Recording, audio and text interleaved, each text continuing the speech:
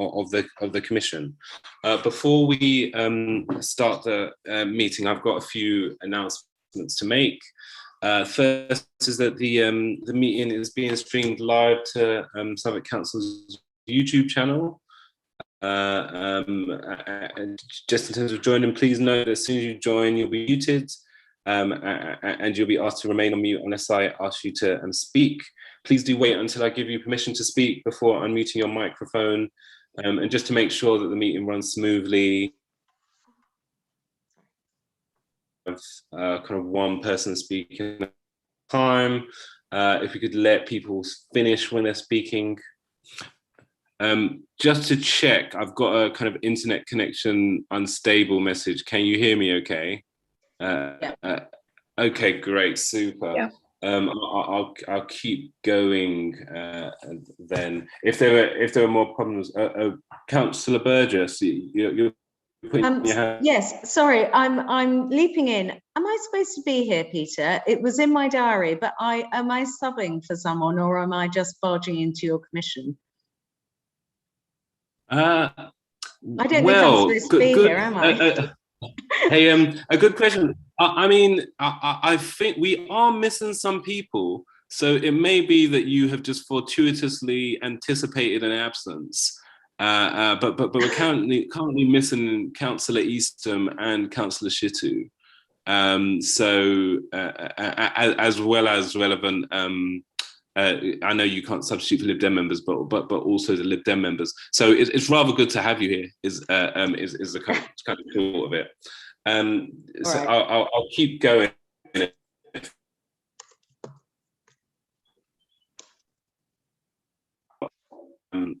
If I could ask that if a member of the Commission wishes to speak, that as Councillor Burgess has done so well there, they just use the raise hand function. It just allows me to keep track of who's waiting to speak. As I flagged earlier, given that this will be a meeting that's streamed live, if you're planning to speak at the meeting, you can choose to switch off your camera so that only your voice will be heard. That's absolutely fine. Any members of the public who are disconnected from the meeting, just use the link that you used to join at the beginning to rejoin. If any member of the Commission or an officer loses their connection, can they please inform Fitz or Everton via email or Microsoft Teams so that we can adjourn the meeting and wait for you to rejoin. Last few bits now. Members of the public, feel free to kind of screenshot any proceedings, record yourself, tweet about it. It's all fine for it to public, that problem. That's not a problem at all. And just to say as well that in the interest of health and safety, we will be taking a break around about every hour just to make sure you can kind of get away from the screens a little bit. Those will just be brief 5-minute breaks. So with those first notices done, I'll get into the body of the meeting now. Just the first item we have on our agenda is apologies. And we've received apologies from Councillor Anoud Al-Samurai for not being able to attend. I don't believe she has a substitute this evening, and we've already noted apologies for lateness from Councillor Kerslake, who's now with us. Have we had any other late apologies, Everton? I'll take that as a. I'll take that silence as a no. No, great, super. No, Chair. Okay, super. So but before we get to the meat of things, I just want to give voting, all members of the Commission a chance to introduce themselves briefly. So I've already said that I'm Councillor Peter Babudu, Chair of the Commission. I'll hand over to Councillor Kerslake to introduce yourself.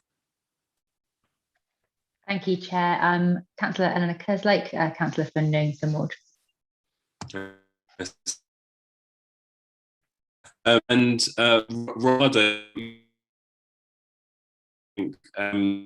you should, if you're okay, do you want to introduce yourself? Yes, sure. I'm Councillor Rada Burgess, and I'm a councillor in Brunswick Park Ward, and I'm standing in for somebody tonight. Super.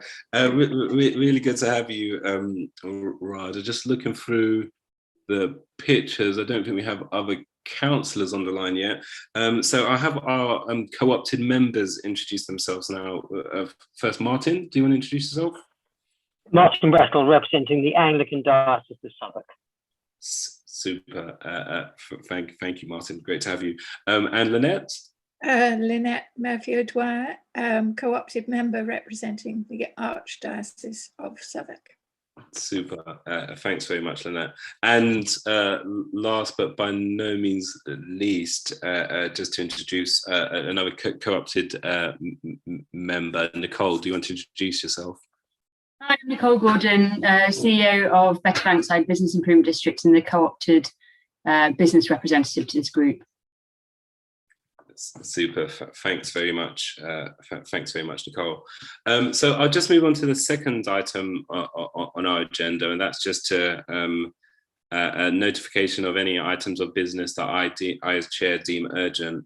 And there's two things to flag here. One is there's an additional item in the agenda which wasn't listed on the agenda, and that's that we're going to be hearing some additional evidence from children about their experiences of education through COVID, which I do intend to allow, as I think it's important the Commission hears it.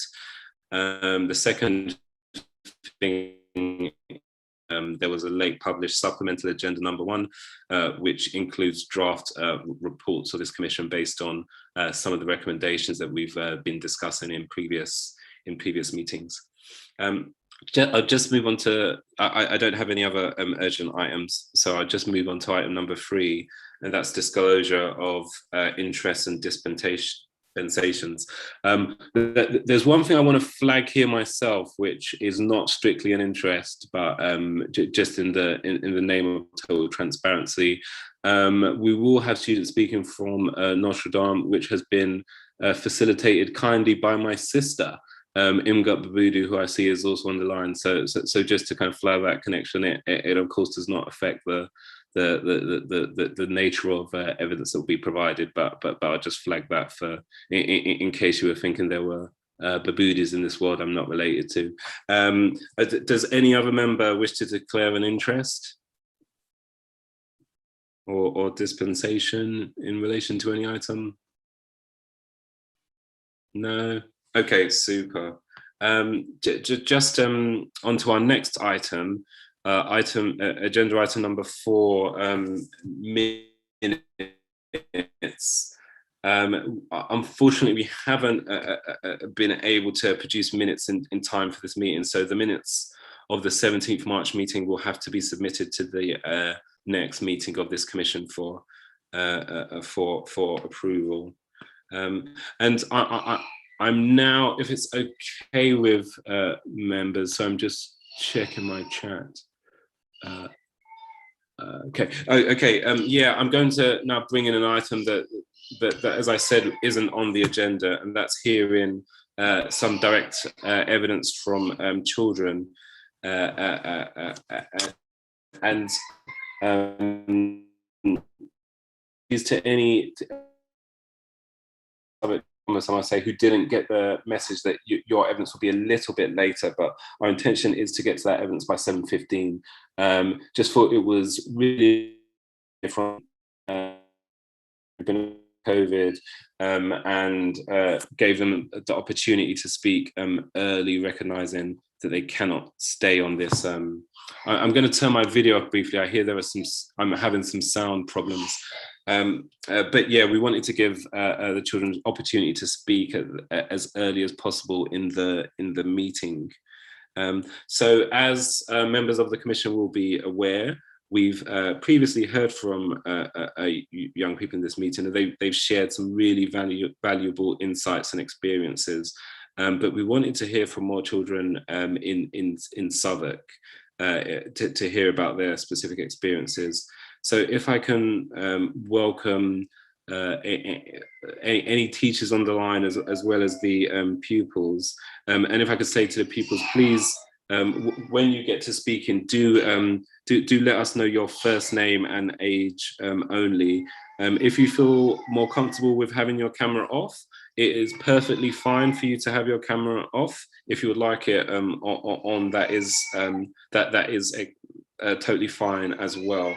I believe you've been kind of fully briefed, but just to give a bit of background, the Commission's really interested to hear about your experiences of having to learn from home, from your return to school, then going through lockdown again, how that's all kind of been, any effects it's had on your studies, and what you think might be useful to help you catch up in any of your studies, or anything else that you think would be useful for this Commission to hear.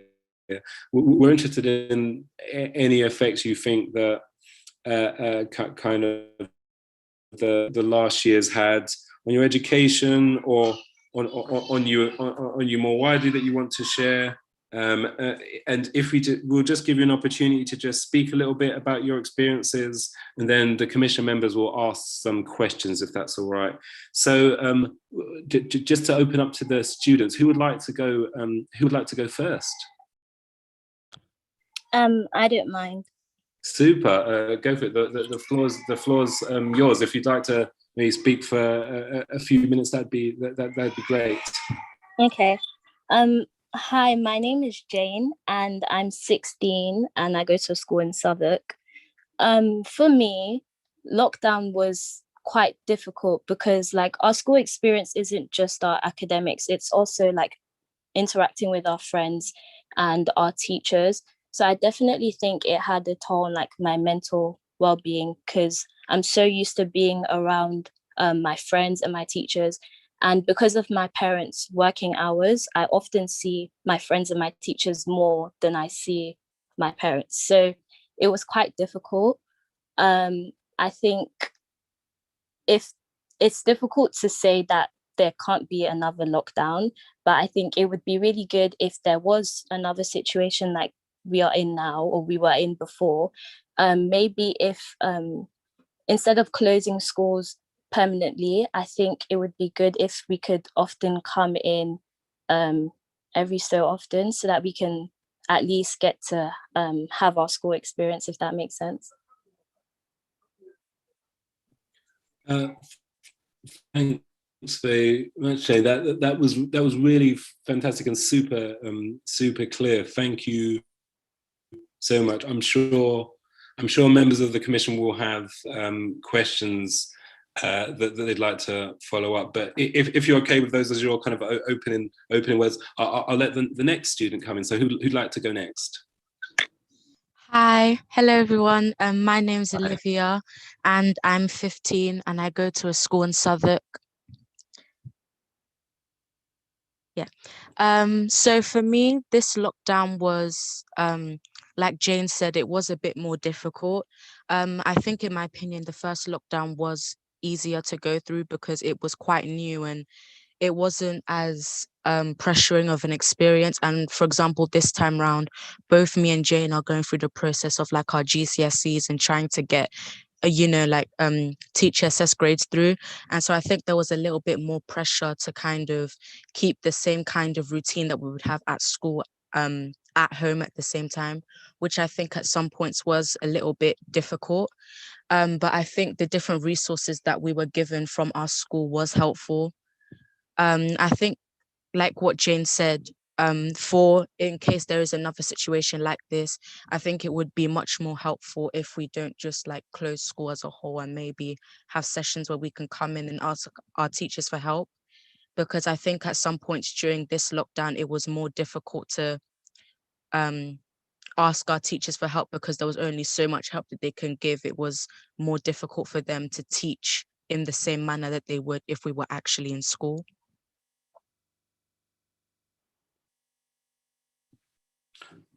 Olivia, thank you so much for that as well. Again, really clear and really really kind of useful thoughts that kind of push a bit what the Commission's discussed already. So thank you for that.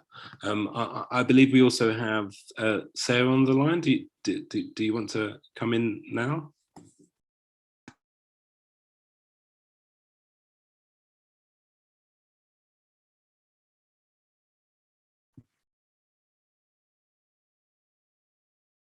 Just if you are speaking, sorry, no, apologies, sorry, my mistake. I thought we had a third student on, which I of course recognize is not yourself.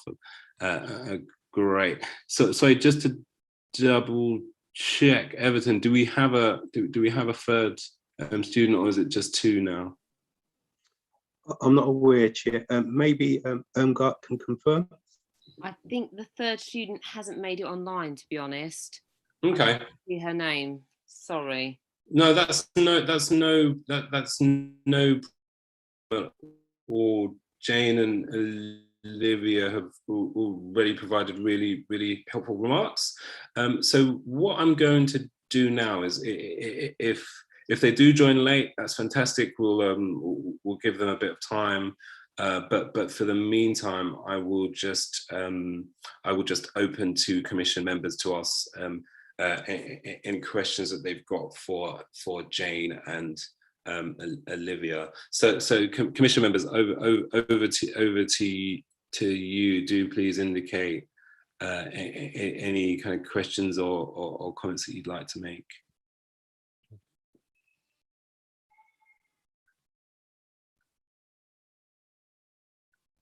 So Lynette, go for it, the floor is yours. Thank you very much, both of you. That was very clear, and it is something that the Commission are very interested in to hear about. My question is, do you do you feel that the impact of the whole exam issue it has made the whole thing this year more confused as well as stressed, or do you feel that you've been very clear about the exams this year, and there has been guidance even though it is stressful? Now, I hope that makes sense. Yeah, that makes sense. In my opinion, I think that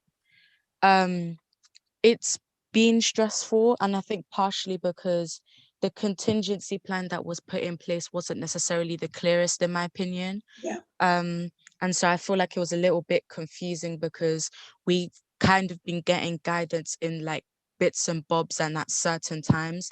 And like we're still getting new guidance from certain classes and certain subjects now, which is towards the end of our year, which I think has put a little bit more pressure on us because we don't necessarily know the full story of how we're going to get our grades and in what kind of format, which I think is making it more difficult because now I feel like we feel that we now need to put as much in, which can be quite draining sometimes. Yeah, no, that's very clear. That echoes what I imagined would be the case.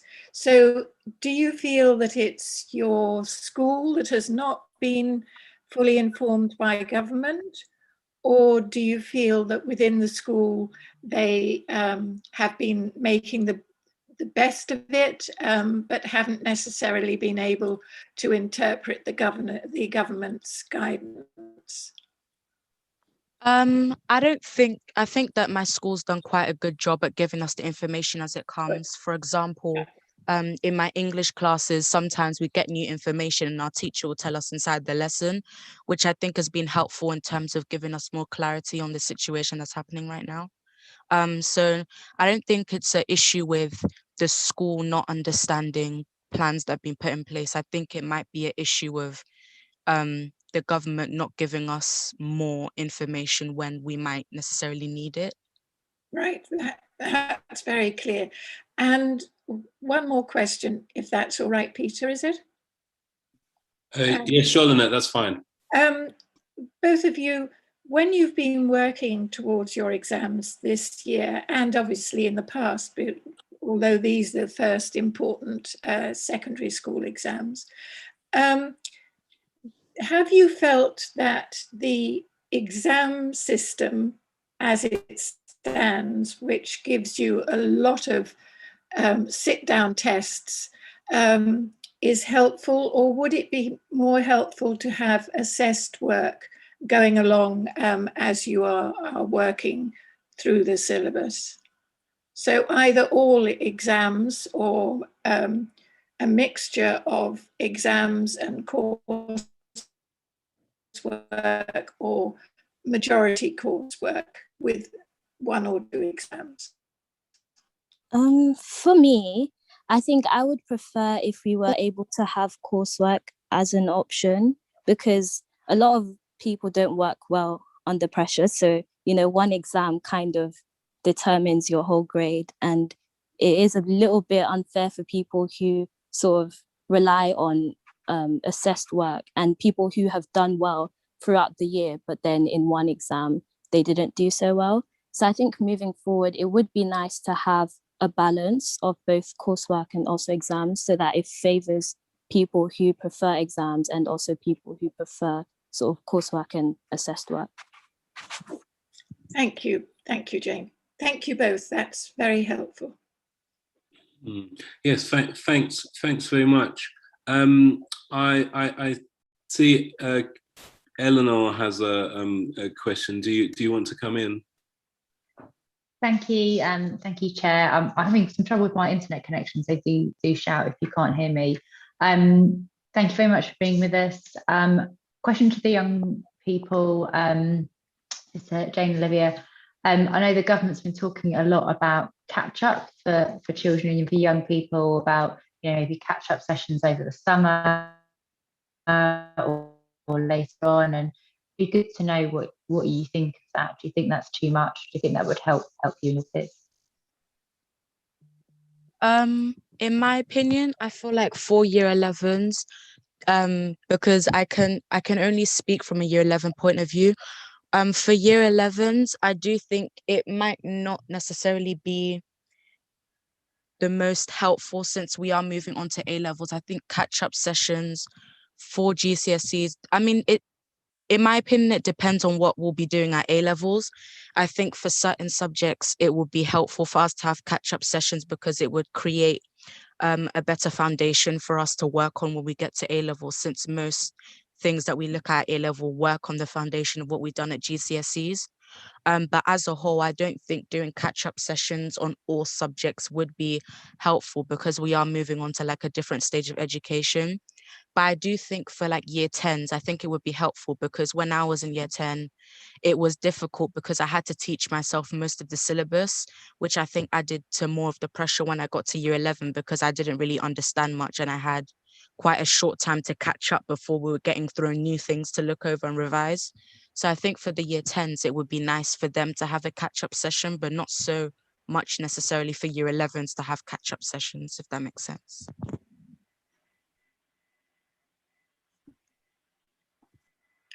Great, thanks for that, Olivia. Jane, did you have anything you wanted to share on that question about catch-up? Yeah, just adding to what Olivia was saying, because I have the same opinion. Since we're in year 11, I guess we can only speak for year 11s, but I don't think it will be necessary for us to have catch up unless it's to do with our A levels, because we are moving on. There's kind of nothing to catch up on from year 11. So I think if that was to happen, it's better for the younger years, and maybe for year 11s, it should be more work tailored towards sort of A levels, rather than going over GCSE content, if that makes sense. Okay, yeah, no, that makes total sense. And before other commission members come in with any of their questions, I had one I just wanted to put into the mix. We focused a lot on the kind of problems that have been caused over the last year. So whether that's challenges with technology and remote learning, not being in a classroom with friends. And I guess my question was just, has there been any particularly positive elements of the last year and the kind of shift from kind of the way you would just standardly be in class all the time that have been kind of helpful? Are there any things that you think, oh, there's actually useful aspects that could be kind of kept or built on in some way going forward, and they could be helpful for people, for some students? I think that I think schools did really good in like the technology aspect. For example, in my school, like our school was very, very quick to find out students that would be at a technological disadvantage during this lockdown. And so they were able to get things out like laptops and help out with like internet connection issues that students might have, which I thought was really, really good, because I think in the first lockdown, we were it was more of a shock that schools were going to be closed. So I think we were more underprepared, whereas this time round, we were much more prepared. And I think we were also like expecting it to happen again. So we had more of a chance to prepare for people that wouldn't be at an advantage with technology wise. And I think another advantage was that because we weren't in school, it kind of allowed us students to kind of find out different revision techniques and things that would help us learn, since in a school setting, we would normally have to adapt to a teacher's teaching style and try and adapt that to how we would learn. Whereas this time around, we kind of had more time to figure out what would be easier for us and what would be better for us to learn with, which I think was another advantage. One advantage, I think, and I think it's probably the biggest one, was Google Classroom, because we never used to use Google Classroom and we never really needed to anyways. But because of the lockdown, that was the only way teachers could contact us. And even though we're back in school now, we still use Google Classroom, and it's been helpful because you have a reminder of like your homework and upcoming assessments, and everyone has, well, most people have phones, so you get a notification. So I guess it's a little bit easier to catch up on work with resources like Google Classroom available. So I think teachers should continue to use that even post-COVID. Olivia, James, thanks very much for those for those responses. I've just got. I don't have other commission members indicating they have questions to ask, so I might just ask a last one, if that's okay. One of the things that has come up in our previous sessions has just been the fact that the kind of lockdowns and return to school has been a stressful period for many students, and so we talked a fair bit around our schools provide enough support around that, and one of the ideas the Commission heard about was this idea that actually it's quite useful if there are peer-led approaches to kind of making sure that students are okay. So just supporting students to do, like, whether it's mental health first aid or other things that just kind of make sure that students don't feel they've got enough places to go if they're just not finding the kind of current arrangements, or if they're finding the current arrangements stressful and so on. Do you have any ideas about things that just would kind of help you beyond the academic, if we had to go through another lockdown? And you've already mentioned the really helpful thing about if there's a lockdown, it would be great to be able to access some education in person, but would really welcome any thoughts about other things that could be done to make any future lockdown less stressful. I think schools already do this for the most part. Like, we do have PSHE sessions, and we sort of go through like the different ways to overcome any like stress, etc., that we're going through. So I think maybe if, I don't know if this is like too complicated, but maybe if there's like a team set up in schools where with like a group of teachers, and those group of teachers may have like a role to regularly check up on students. So maybe like come into classes occasionally or talk to students who show signs of like feeling stressed or anxious. and like having one-to-one with them. I think schools already do things like this, but I think if it's something that's more regular, it would be helpful. Thanks, Jane. That's really helpful and interesting suggestion. Olivia, did you have anything you wanted to add there? I was gonna quite say pretty much the same thing, just like regular check-ins from teachers, or for example, our school, like I think whilst we were in lockdown, there was a quiz that we had to do, I think every other week, and it was just like a well-being quiz, but it kind of felt nice to know that like teachers kind of cared enough to want to check in on us that often, which I thought was nice. So yeah, just what Jane was saying about regular check-ins and just more, I guess, things to do about like our mental health or well-being, I think would be helpful. Okay, thanks very much. Really useful reflections, and just if I could just say a massive thank you to you both for joining us today and sharing your kind of your experiences, your thoughts, reflections, and ideas. This commission, we've produced a report and recommendations that we're going to send to the council about things they could do to help improve children and young people's experience of education through COVID. And I think that there are some takeaways that we can incorporate as we finalize that report and those recommendations from your work. I'll be sure to make sure that when we do finalize that report, it's shared with you, so you can see a bit of how you've helped kind of shape our look at education in Southwark. So thank you very much for that. And you are now free to go if you'd like to. You're of course welcome to stay as we go into other items, but just a massive thank you for all of us. And if I could just say your contributions were just clear, powerful, and really additive for this commission. So thank you. Thank you for having us. Thank you so much for having us.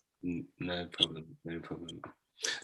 Okay, I see that we've got some additional voting members in attendance now, so I'll just give you an opportunity to introduce yourselves. Richard, do you want to go first? Oh yeah, Richard Leeming, Councillor for Dulwich Village. Sorry I was late, I got caught up in another meeting.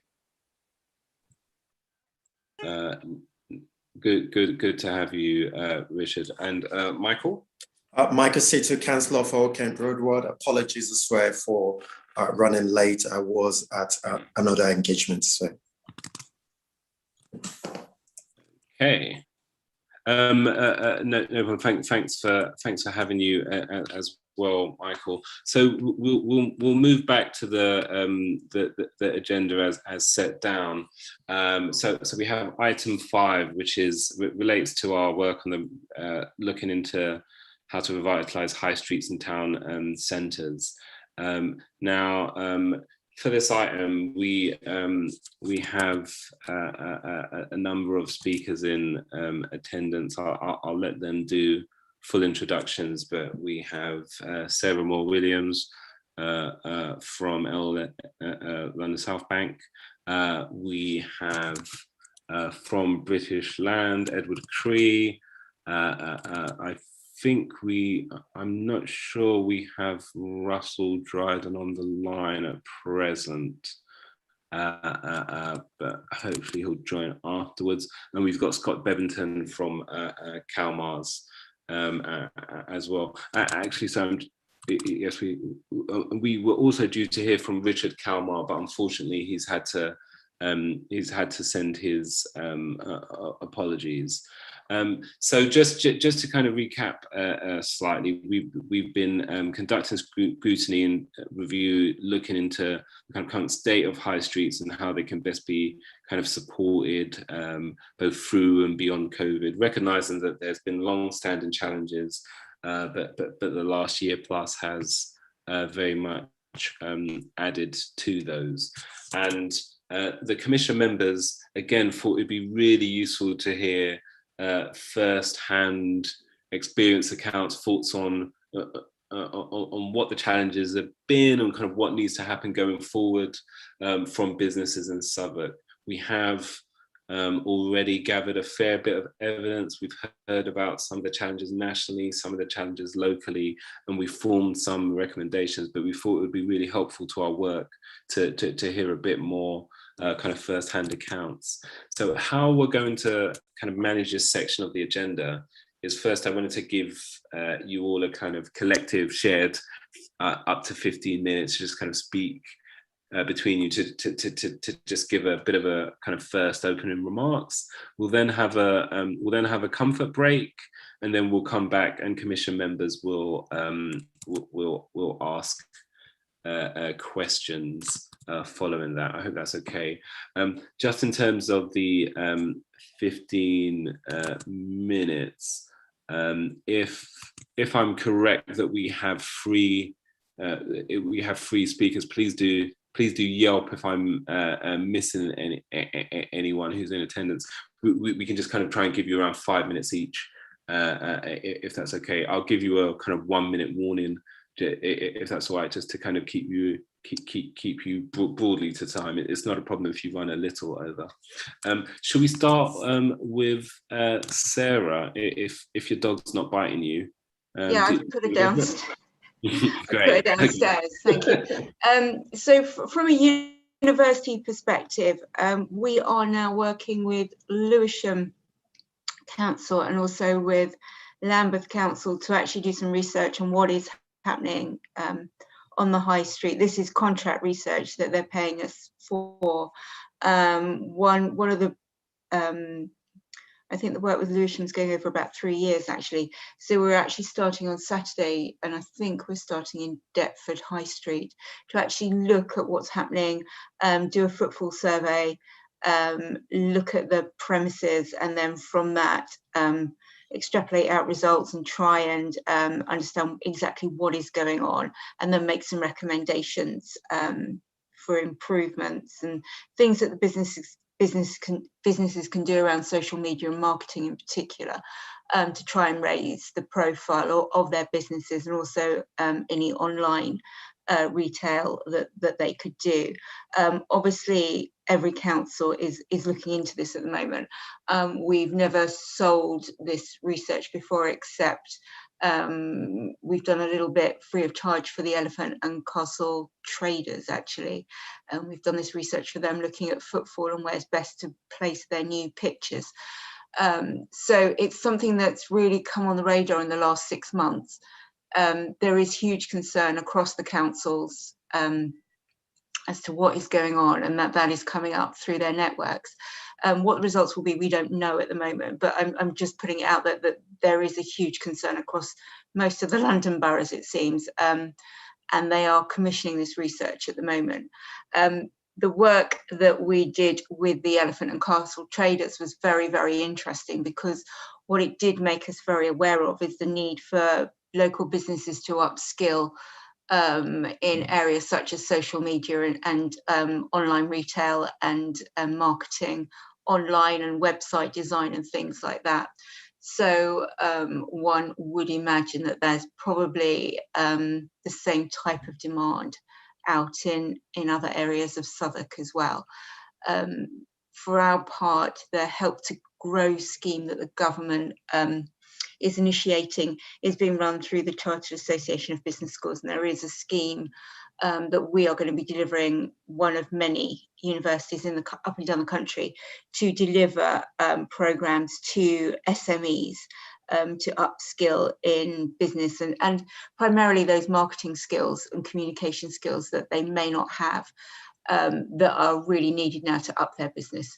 So that's all I really have to say at the moment. I know that Richard Kalmar's team, can talk about what the estate is looking like at the moment and the demand for retail units and things like that.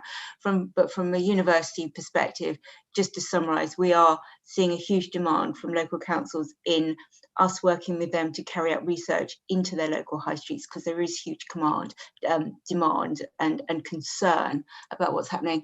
And in addition to that, we are looking to develop a programme of support through the Help to Grow scheme that we're running on behalf of the government and on behalf of the Chartered ABS for exactly this type of retail challenge that we're seeing. So there is a challenge, but we think it's mainly around marketing, actually. I think the market has changed, and high streets need to change the way that they deliver their product.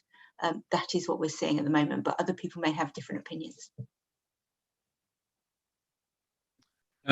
Sarah, super. Thanks very much. I've got questions scribbled down, but the order of proceedings means I'm not going to ask them just yet.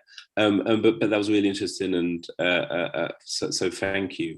If it's okay, I'll go next to Edward Cree from British Land before we go to Scott. Edward, the floor is yours. Hello, and thank you very much for inviting me along. British Land own about £4 billion of retail and 14 million square feet. So we used to be the UK's largest landlord of retail, but we've consistently seen a change in consumer habits. And this is driven by a number of things. Everyone always talks about online, and yes, online makes things a huge amount easier for the consumer to purchase. And I think what COVID has done is it's accelerated a change, but it was a change that was already happening. Now, consumers have a functional purpose to buy product. They also have an experiential purpose to go shopping. And where the experience isn't pleasant, the consumer will choose to do the functional shop.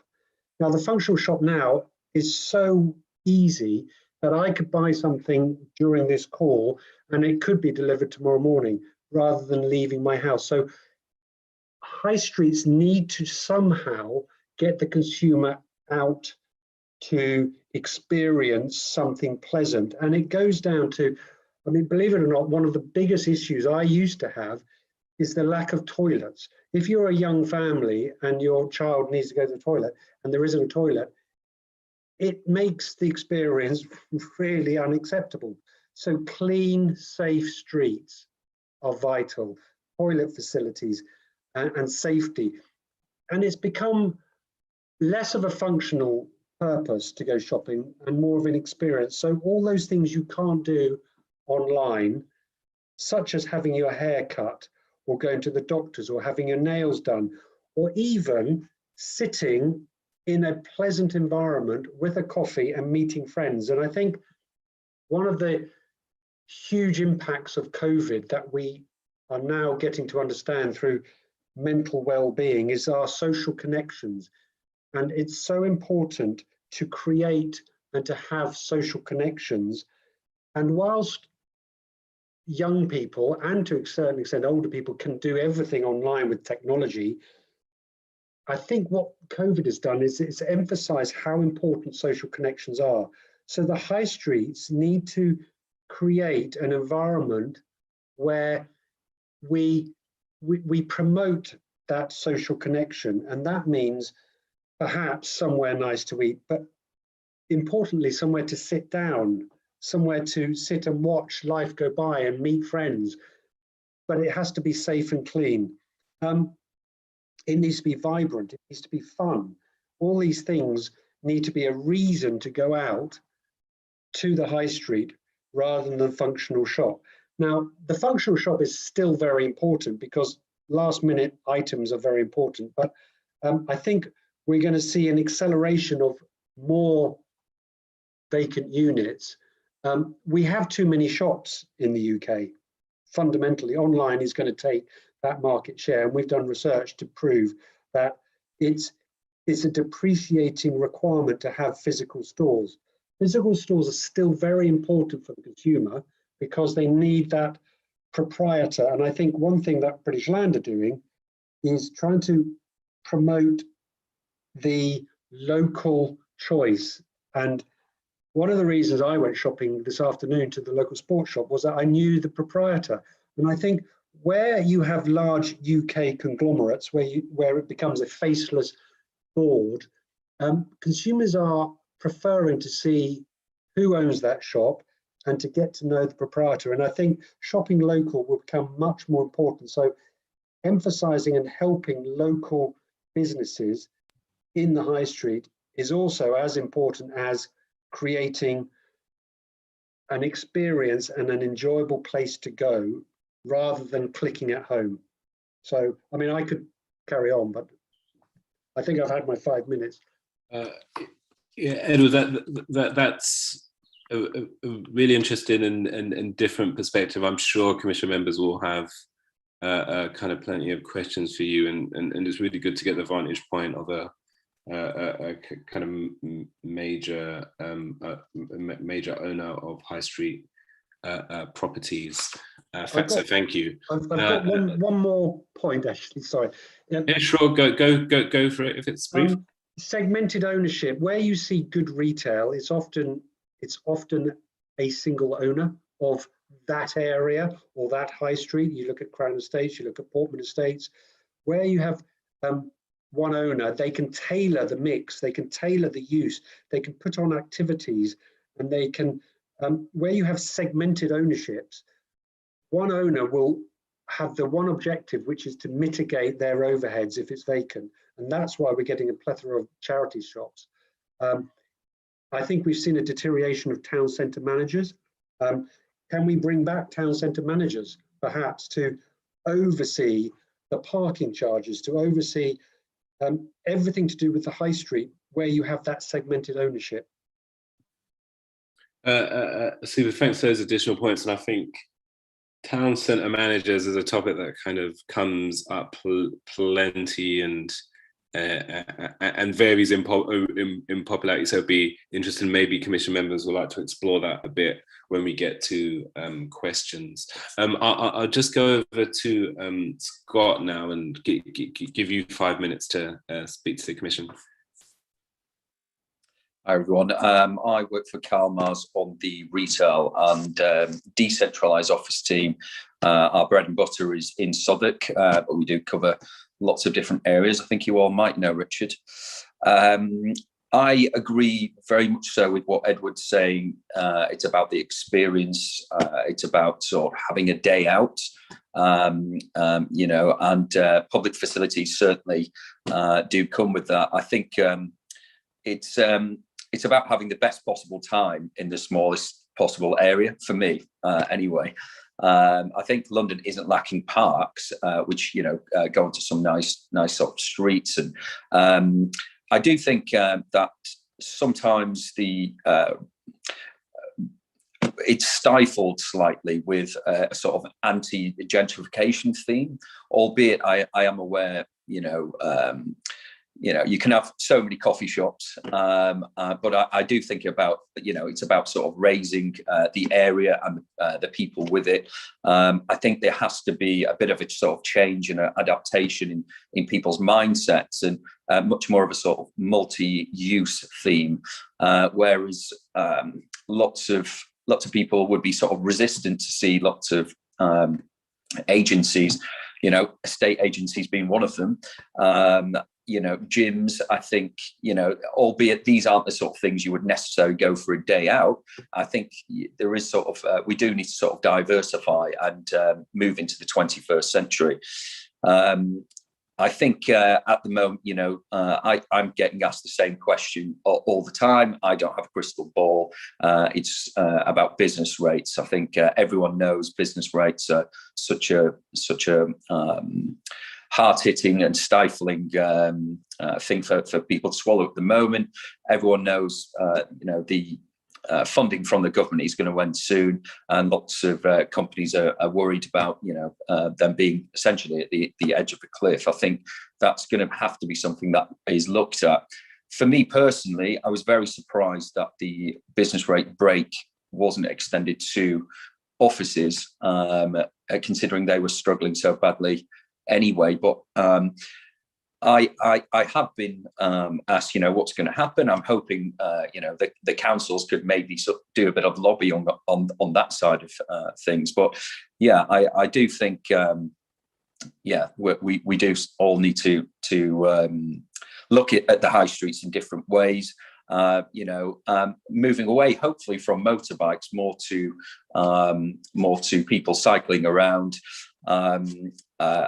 Again, you've had retail, restaurants which weren't previously allowed to do deliveries that now are. They're worried that source of revenue is going to be taken away.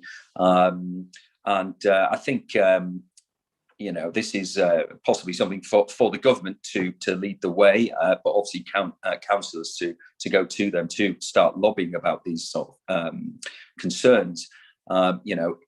We need to start moving with in the 21st century, and I do feel we have taken certain steps with the new E-class system in terms of the flexibility of the high streets. But I really do think, old habits die hard, and we've really got to start looking at this pragmatically. Super. Thanks very much, Scott, for keeping to time, and for all that you covered as well. I think again, there's plenty there that commission members would like to ask questions around. Before we go to questions, though, we are just going to have a brief comfort break, so people can kind of get away from screens. If we could come back in 5 minutes so that we can start at 7:35, that would be great. If you could just turn on mute and maybe turn off your screens, and I'll see you all then.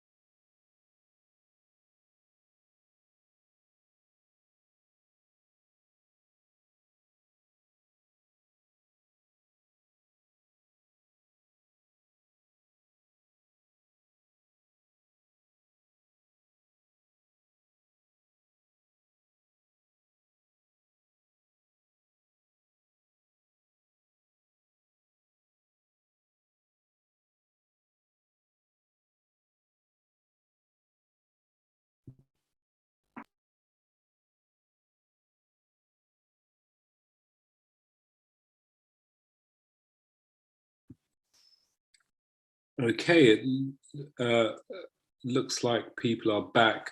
I'm actually going to turn my video off again because I'm having bandwidth issues at the moment. So, but I am here. Okay, great. So hopefully all of our speakers from the Chambers of Commerce or members of the Chambers of Commerce are here with us now. I'm going to open up to questions from Commission members. So if Commission members can indicate if they'd like to speak via the raised hand function, if possible. And I might just start the ball rolling myself with a bit of a curveball question. One of the Commission's heard a fair bit of evidence which aligns quite well with what all of you spoke about, the kind of long-term nature of the trends, the need for kind of high streets to become something different, kind of be experience driven or similar. We also heard a bit about different ownership structures and the idea that like actually it's really important that high streets are kind of community space and well-being spaces, and there was a kind of strong suggestion that we as a council kind of think about kind of what opportunities we have to support kind of community ownership of particularly relevant assets. So I just kind of wanted to ask kind of if people have particularly much of a view on community ownership or kind of how to best involve communities in their kind of high streets and town centres. And happy for anyone to come back on that, interested in British Land's perspective as a major owner in its own right, but I'm interested in everyone's perspectives. Maybe Edward, you could start us off, or if anyone else wants to come in on that. I'll try.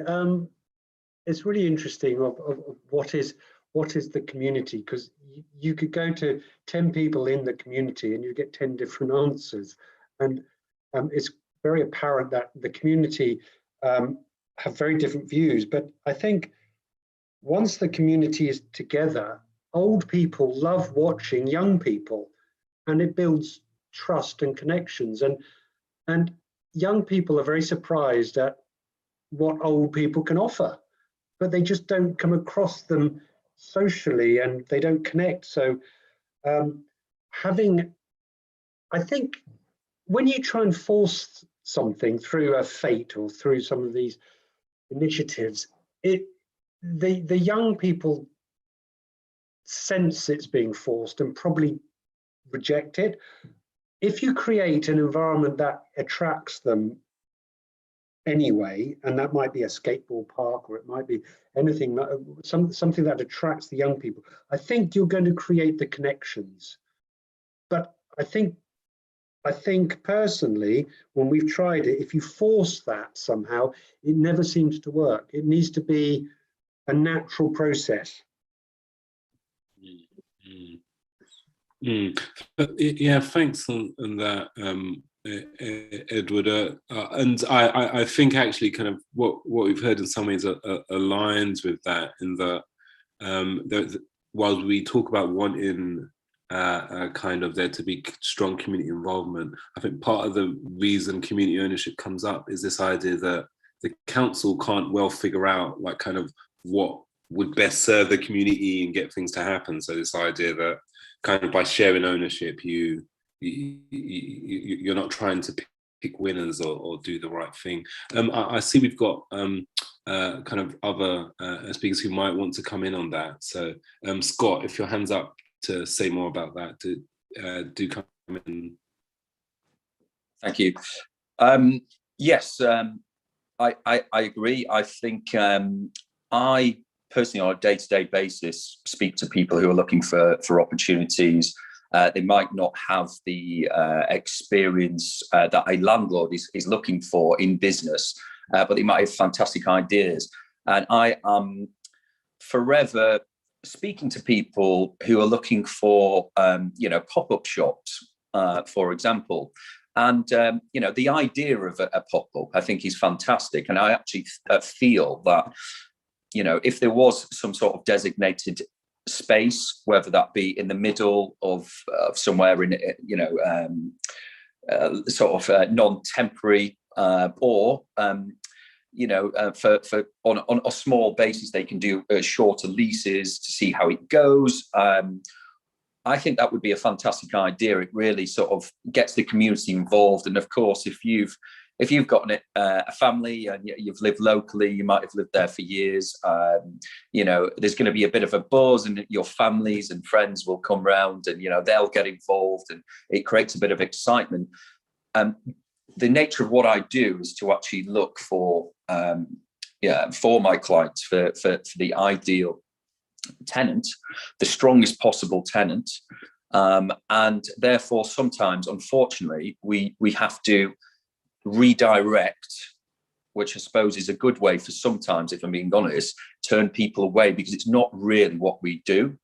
But I do feel that there is sort of a bit of a gap there, and of course, in an ideal world we wouldn't, but it is all money. But I do believe if there is this sort of community space and a bit of a buzz going around it, it could really help sort of revitalize and make people care about the area, because A, they know the people, and B, they see that person did that. It might be someone, a friend of a friend of a friend, but they're looking towards someone who they're achieving what they're setting out to do, or they aspire to be someone like that. So everyone's got to start somewhere. So I actually think pop-ups are something which get missed, and as an agent, these types of inquiries tend to get, for want of a better phrase, sort of fobbed off to an extent because it doesn't suit our purpose. But I do think that that would be a huge benefit to the community and businesses, in particular startups. Really interesting point, Scott. Thanks for coming in on that. My kind of takeaway there is that kind of pop-ups as have potentially aligning quite well with the idea of just more kind of community space, kind of in areas, and one way that you can, even in the kind of commercial parts of the high street, so where it's not necessarily about like kind of out and out community uses, there are still good ways of bringing in the community. Sarah, I see you have your hand up. Was it on this point or? Say social enterprises and cooperatives could become much more utilized as a vehicle for actually setting up businesses. I think as groups come together with a cause and possibly a product or a service to offer, I can see that there may be a greater need for support in enabling people to start cooperatives and social enterprises. I think it's a good vehicle for developing a business idea, whether it be a service or a product, or something like a cafe or whatever, but also with that community feel. And I can see us moving more towards that way. And I think that's something that people might need information on and support on, to actually develop ideas into, really strong cooperatives or social enterprises. And I think there's an education piece. I mean, I'm speaking with my dean's hat on. I think there's an education piece for interested community groups to actually understand how they can set these kind of constructs up, and then how we can support them to enable that to happen. So I think these type of vehicles for business may become stronger going forward. I also agree very much with the idea of the pop-up, possibly with a marketplace. We see, places in France, in Italy, in Germany, where markets are the hub of the community around squares and things like this. And everybody loves the market, whether they be young.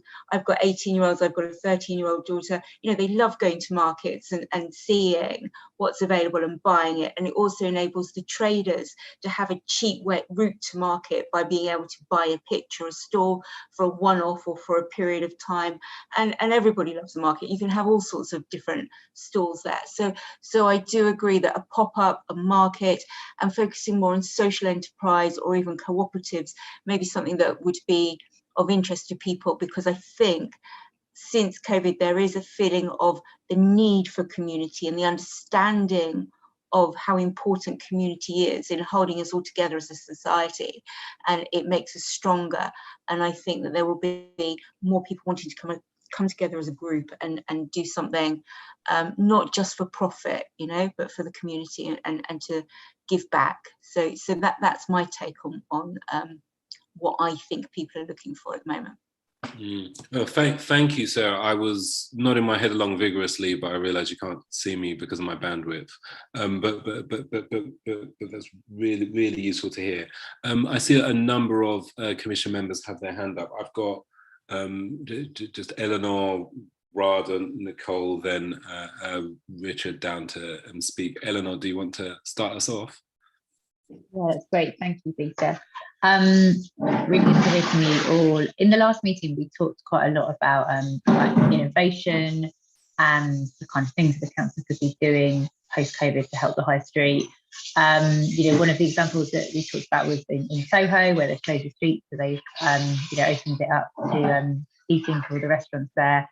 So it'd be great to hear from the speakers from business, sort of any examples of other places where they already think that you know, something really good and exciting is happening, and if there's anything that they sort of, particularly with an eye for like the council's powers around planning and property, you know, where they think there's a kind of opportunity that's interesting. Thanks for that question, Eleanor. Scott, were you raising your hand there? Did you want to come back on that one? Yes, I meant to raise my hand. I clapped. Yeah, I didn't want to say. Yeah, getting a bit overzealous there. Something very interesting that I came across. I lived in Australia, in Melbourne for a while, and I came across something that was just so fantastic to see. There was 3 locations in Melbourne, and there was a company called Lentil as Anything. Now, Lentil as Anything is an organisation. It's vegan. They allow people from all walks of life. They don't judge people. It's volunteer based, and they grow their own fruit. They get food, which is, you know, basically going to be thrown away. You know, they have chefs. Everyone is kind of working as a volunteer. Now, the great thing about it was you had people queuing up there, from homeless people. You had people in suits. It was a melting pot. It was old people, young people. There was you know, little live you know, people playing live music there, and it was just so fantastic. And it was based on trust as well, where you didn't have to pay a fixed price for it. You could get coffees. There wasn't any alcohol, you know, coffees, water, and basically at the end of it, you would put what you thought it was worth in a box. Now, obviously, that concept is sort of subject to some form of abuse along the way. However, something like that, I mean, you know, especially on a market store, you know, you've got a bit of live music, people can contribute, young people want to get involved, and it's actual work experience for a lot of people who sometimes get shunned. And I think something like that really made me stand back and feel like just by going and having a meal there, I was really part of that community. And I think there's a lot to be learned from that type of model. Really interesting, Scott, and we definitely welcome anything you can kind of share around that, just so the commission could maybe have a bit of a look. Sarah, I see you've got your hand up. Did you want to come in on that? And that could be run around a social enterprise very easily. So the vehicle for that could be some sort of cooperative or social enterprise kind of construct that you could build that round. because it's for the good of the community, isn't it, basically, and it's a give back kind of thing. So I think that idea is quite exciting. I think if you want to think outside the box, that is the sort of thing you should be thinking of, some sort of market that maybe isn't there all the time. So the idea of the pop-up, the kind of it's there on a Saturday and a Sunday and maybe a Monday and a Friday, and that's it, whereby the community can really join in, and you could actually make it a tourist destination as well. So if you placed it in the right place in Southwark, you could attract the local community, but it could get a reputation for being something a little bit different where others would want to go as well. And I think that would make it a really exciting, vibrant place. You can also do things. We're doing things at the moment with virtual reality, which with the goggles and things like that. So although that sounds a bit out there, it gives passers-by a really different experience by just going and trying something really quite different. And I don't know what it could be, but sort of tapping into that digital side as well.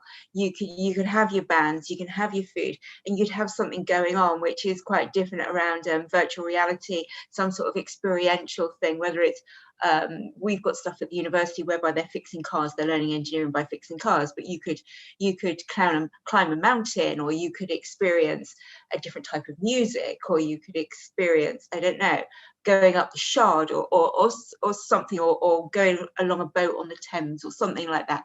So I think there's something about, if possible, bringing in a bit of digital somehow, and really that would really push it into the 21st century. But I think that the mix of experiences, market stalls, having a pop-up, having a variety of things that would attract different age groups, and possibly positioning it so that it could become something that tourists and bring people in from outside of Southwark as well, I think, and actually generate income would be coming into the borough, would, I think, be very, very interesting. Super interesting idea, Sarah, and I see like Councillor Richard Lehman it particularly piqued his interest as he's as he's somewhat active in that area, but really interesting. Edward, you don't feel obliged to come in on that point, but did you want to? I was actually going to agree with my fellow speakers, and we're hopefully going to bring in a market very close to Canada Water, which is, I think, absolutely will bring communities together, and it will give the opportunity to local business to trial their product. And I think one thing that could be looked at is this social enterprise Sarah's talking about, because a lot of people have amazing ideas, but they don't know how to bring it to market. And if you can be the conduit to help that product get to market, I hear brilliant ideas, but they don't understand about VAT, they don't understand about employment law, they don't understand. So if there's somewhere that they can get the assistance to get that brilliant idea to the market, I think that would be invaluable. Thanks, Edward. And I mean, it does very much make me think about the kind of range of existing kind of council initiatives, whether that's a kind of startups supported in libraries as a kind of prior project, and some of the funds like the Pioneers Fund and similar work, which really are supposed to be geared towards kind of helping set up kind of local social organizations. I'm conscious of time, so I think I'll bring in another question now, if that's okay. Radha, did you want to come in? Yes, thank you. I'll ask my evergreen question, which is always about ensuring diversity in our high streets going forward, and what can be done on a kind of structural level, whether it's a regional level with perhaps the Mayor of London, or at a local level to kind of try and systematically hardwire in diversity into the high street. And I was wondering about something that Ed was talking about, which was this focus on the experiential, and you know, how we can think about that in terms of diversity. Just sort of sometimes fearing that, there's a situation where there are no sort of technical barriers to entry, but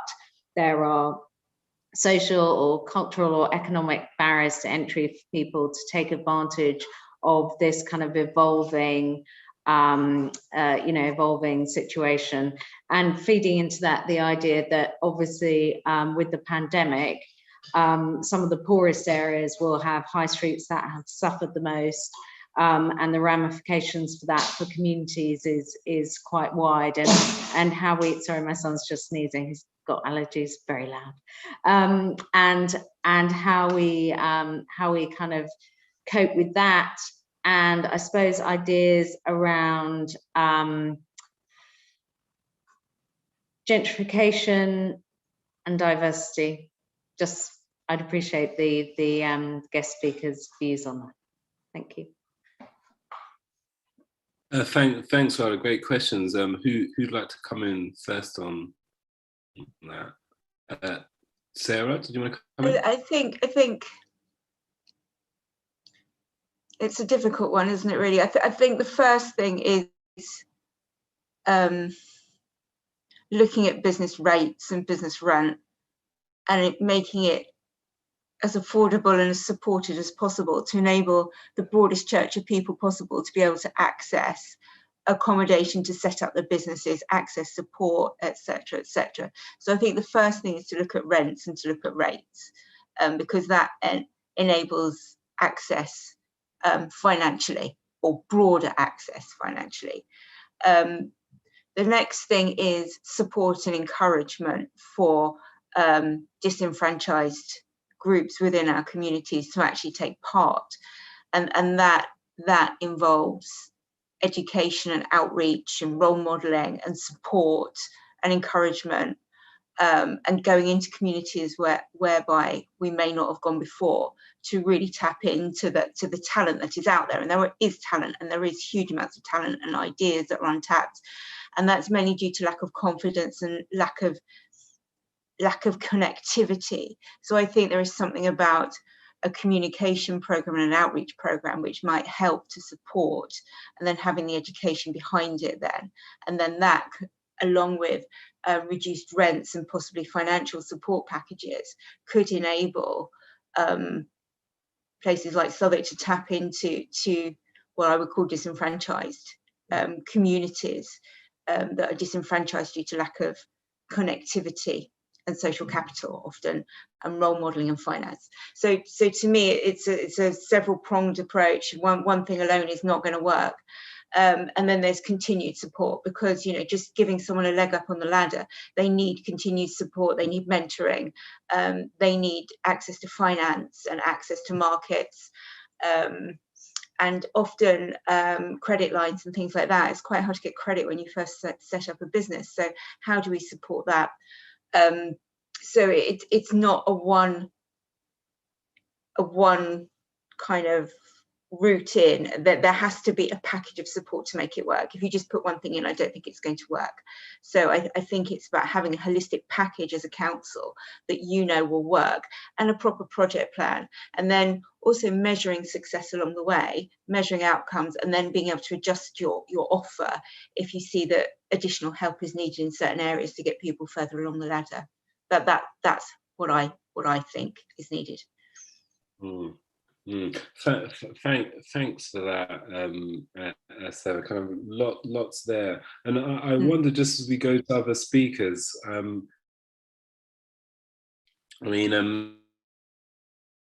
point around there being kind of certain benefits when you don't have like kind of segmented markets, and you've got someone who can take a bit more of a holistic look.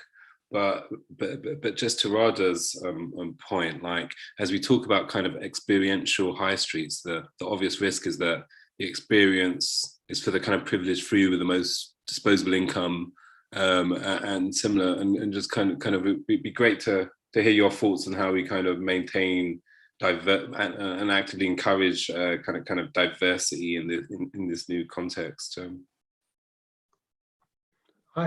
Hi, it's Ed Cree. I could think of nothing worse than a street of coffee shops selling cappuccinos for £5. I just think it's dull. And responsible ownership has got to bring diversity to create that vibrancy and to bring people together. So one thing that we certainly promote, and we've been doing for a very long time, are turnover rents. Now, a turnover rent means that the occupier will pay a percentage of what they turn over. So if they have a very poor week or a very poor month, then they're not penalised by having to pay X £1,000 every week, come rain, come shine, come COVID.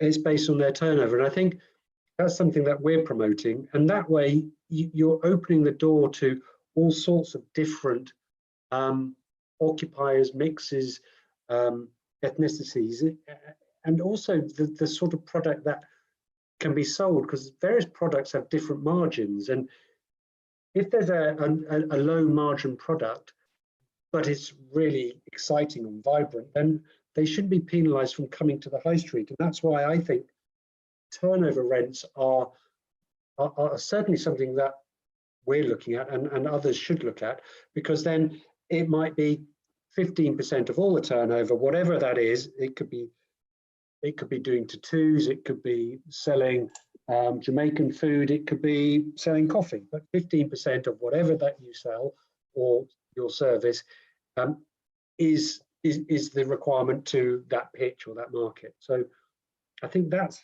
one area that could assist different areas of the community getting a foothold on their product and selling things. Thanks, Ed. Really interesting idea. Just as Councillor Lurie, our cabinet member for finance, has come in, just talking about the idea of like turnover rents as a way of kind of encouraging diversity in high streets. Scott, if you want to come in on this point, and then we'll go to the next questions after. Sure. I have to deal, or have dealt with, for this particular the idea of the turnover rent as what we call the COVID clause in a lease, and it's something where landlords are recognising that they want their tenant to stay and see out their lease and be successful. If they're successful, they've got less to worry about. I believe, though, I deal with some of my clients who are looking for the sort of surest way to make sure that their investment gives a return. And whilst I think some companies are in a position to offer a turnover sort of style rent, I also feel that a lot of people on the smaller scale, a lot of my clients wouldn't be able to do that. So that's where I think actually you guys would come in. I know I keep mentioning the word lobbying, but it's going to potentially, for that to be sort of rolled out, it's going to rely on basically the government to subsidise and to perhaps even top up and to encourage basically landlords to go down that route. I think it is a fabulous idea. I think, Edward, I totally agree. There's nothing more soulless for me than lots of coffee shops. I do like coffee, but it really winds me up when I walk down the road and I just see countless people queuing outside of a coffee shop, and then there's the same thing happening every 2 doors down. Good for coffee shops, but yes, I think there's more to the high street than that, and certainly we're not going to get that sort of buzz and that sort of community feel, and that really is gentrification gone wrong for me. I know I mentioned previously, there is a bit of a sort of an anti-gentrification theme, and I think that's gentrification is a bit of a sort of, it's a sort of nasty word in a sense, in this sense certainly. However, I think there's also a different side to it. But yeah, I do believe that if that sort of turnover rent is possible, I think the government are really going to have to step in and start subsidising and making it an attractive proposition and a way of easing people back in, and really sort of, you know, not kicking local people out of the community.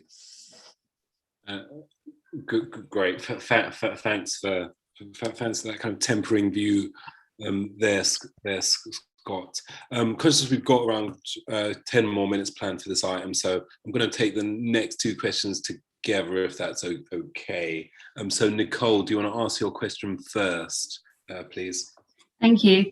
Yeah, it follows on really from the points just made around diversity, and agree with Edward's earlier comment that, you know, if you ask the community what they would want, there wouldn't be one single answer, but then equally high street shouldn't be one single thing, because the diversity of uses is what, you know, makes it special. We need to have a diversity of uses to attract different people for different things at different times of the day, and agree with Scott, you know, a row of coffee shops is not sustainable as equally as a row of betting shops or a row of chicken shops or any kind of single use. And I guess I was wondering, from Scott representing, I understand from what you said, smaller landlords, and Edward as a bigger landlord, whether the kind of current situation is kind of accelerating and sort of forcing almost landlords to have to test and experiment and be flexible and think about new uses. And if that is the case, you know, it sounds like Edward's mentioned, you know, it's not always about rent because there are turnover deals to be done. But what would be the hook that, you know, small businesses or new businesses would have to come up with to appeal to landlords in order to secure a space over and above others, to sort of to encourage a landlord to take a more flexible approach and take a chance on them in one of their units, where if it's not just about, you know, achieving the highest rental income on a particular property? Thanks for that question, Nicole. Just before our speakers come in, Richard, do you want to ask yours as well, please?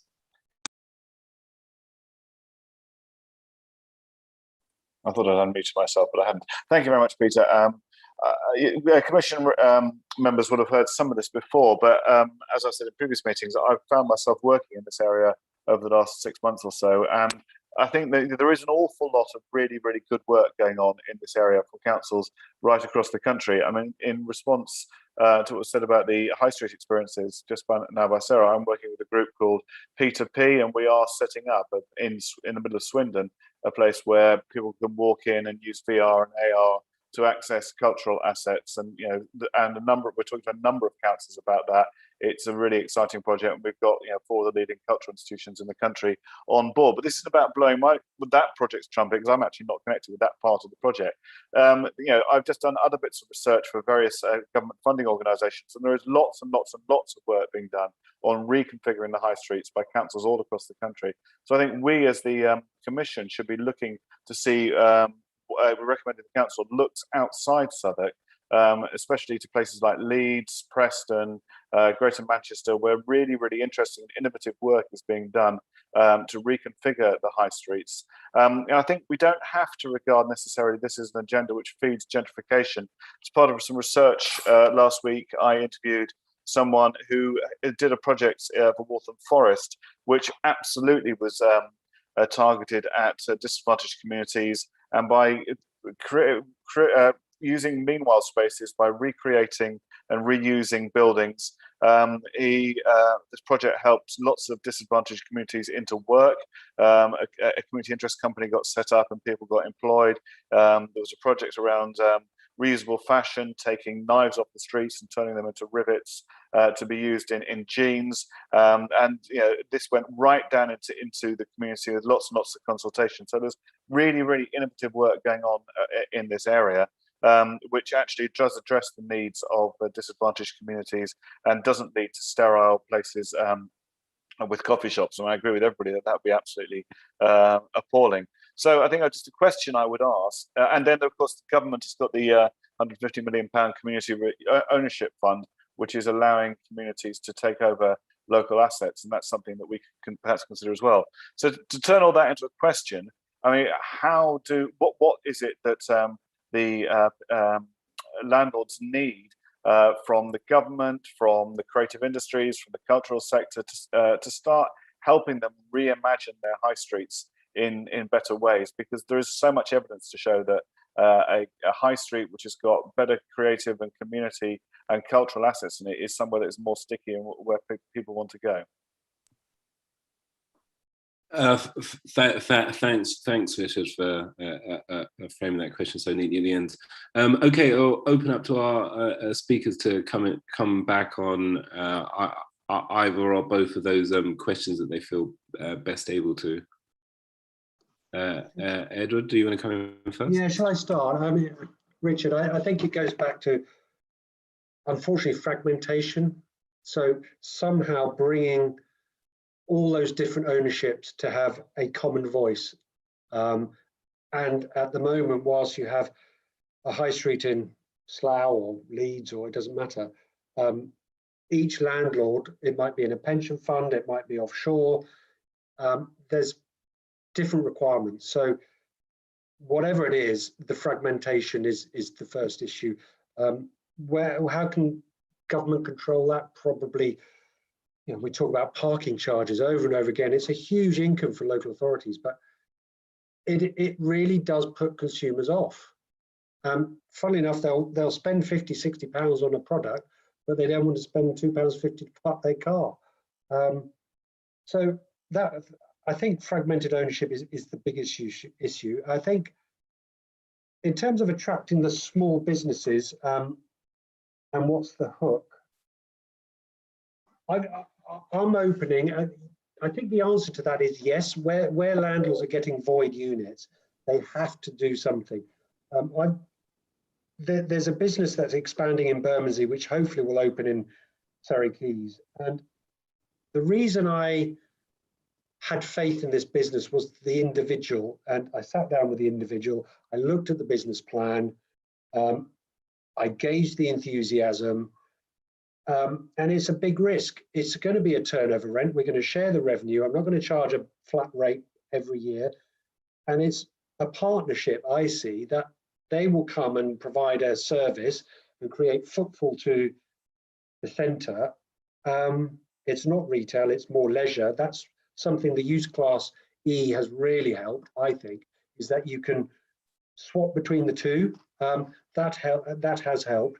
And I think it's down to the individual and honesty, business plan. And I'm more than happy to help, and we're investing huge amount, but in return, that business will pay that back first before we split the revenue.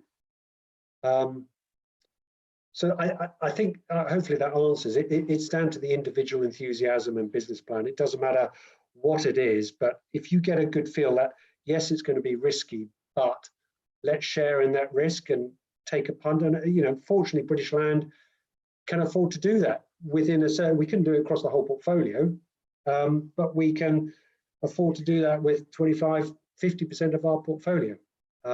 Smaller landlords with one shop that need that income coming in will find it a lot more difficult to make that judgment. But I think they may be forced to make that decision when units become vacant. Thanks, Fred. That's really fascinating, and I think a true reflection at the end that for those who may not be in as privileged a position, circumstance may still force them to kind of experiment in these sorts of ways. Just to double check, Scott or Sarah, did either of you want to come back on one of those questions? Sarah, go for it. I think really, I just support what Ed said. I think we have to look at how we can support in a different way, and that may be more of a partnership approach, a profit sharing approach, social enterprise and cooperatives. I think we need to move away from the standard landlord tenant relationship, possibly to look at supporting in another way. Otherwise, I can't see how we're going to be able to move forward, because that relationship just doesn't work anymore. And things have changed so much. The other thing, as I said, is we need to support the businesses in other ways. I think they have to understand that maybe the retail outlet as such is not their only form of outlet, and that there is always the backup of an online retail outlet behind the shop front. I think they have to understand. I think they have to understand that possibly you're not going to make big margins on well, you don't make big margins normally on sort of high street shops, and that actually if you had an online retail facility alongside your high street shop front, then that could possibly be a way of making a retail business sustainable. So it's about running a two-track system for businesses, so that they're not wholly reliant on just the passing high street trade. They have the backup of an online facility as well, where they can do additional trading. And I think that is the way. So they're diversifying their income streams, really. Thank you for that. So that does align strongly with some of the kind of Commission's findings to date. So reassuring to hear you saying that. Scott, you have your hand up. Did you want to come in on either of those questions? Yes, I mean, I think we're all sort of singing from the same hymn sheet here. I do think it comes down to one major thing on both sides, both the tenants and on the landlord side, and that is education, essentially. I think, professionalism impresses any landlord, I mean, essentially, the way that you can best portray yourself is by having what we call a landlord pact, and it's not necessarily something that every business would think of doing, but it really impresses having essentially what is usually about 3 or 4 like a flip book almost, pages of what their business plan is. I think this was touched on much earlier, actually, in terms of, the average person wouldn't even realise this is what the landlord is expecting. They might type up an email, it might sound great, but they're not presenting themselves in the best possible way. And I think what Edward was saying, obviously they are in a position to look at someone who they know the numbers, they presented themselves very well, and let's take a punt on these people. They could be fantastic for the future, and we could actually, be a part of something potentially in the future quite big.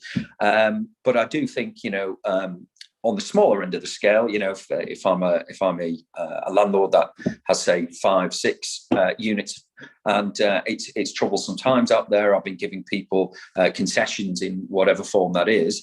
I do think that there has to be some sort of remuneration or tax break, in whatever way, whatever sort of format that you look at it. But yeah, essentially sing from the same hymn sheet. Super. Thank you, Scott, and thanks very much to all of our speakers for making the time to speak to the Commission this evening. And if I could just say, your contributions have been incredibly valuable. So thank you. We'll be sure to make sure that you receive copies of the Commission's final report in this area once that's finalised, and we've incorporated some of the evidence from this evening's session. As with our previous speakers, you are welcome to remain, but not expected to. So do enjoy your evenings if you be leaving us now. Great. Thank you for having us. Thank you. Bye. Much appreciated. Okay, so we'll move on to our next item now. We're up to item 6. Which is relates to procurement, our last year's reports this area in procurement, looking at the accessibility of procurement and at social value more broadly. In attendance for this item, we have Councillor Rebecca Laurie, who's the Cabinet Member for finance. Apologies, Rebecca. I know your scope's expanded slightly. I'm pretty sure the word business is in there somewhere. Business and jobs. But that's it. I'll let you. Okay, great.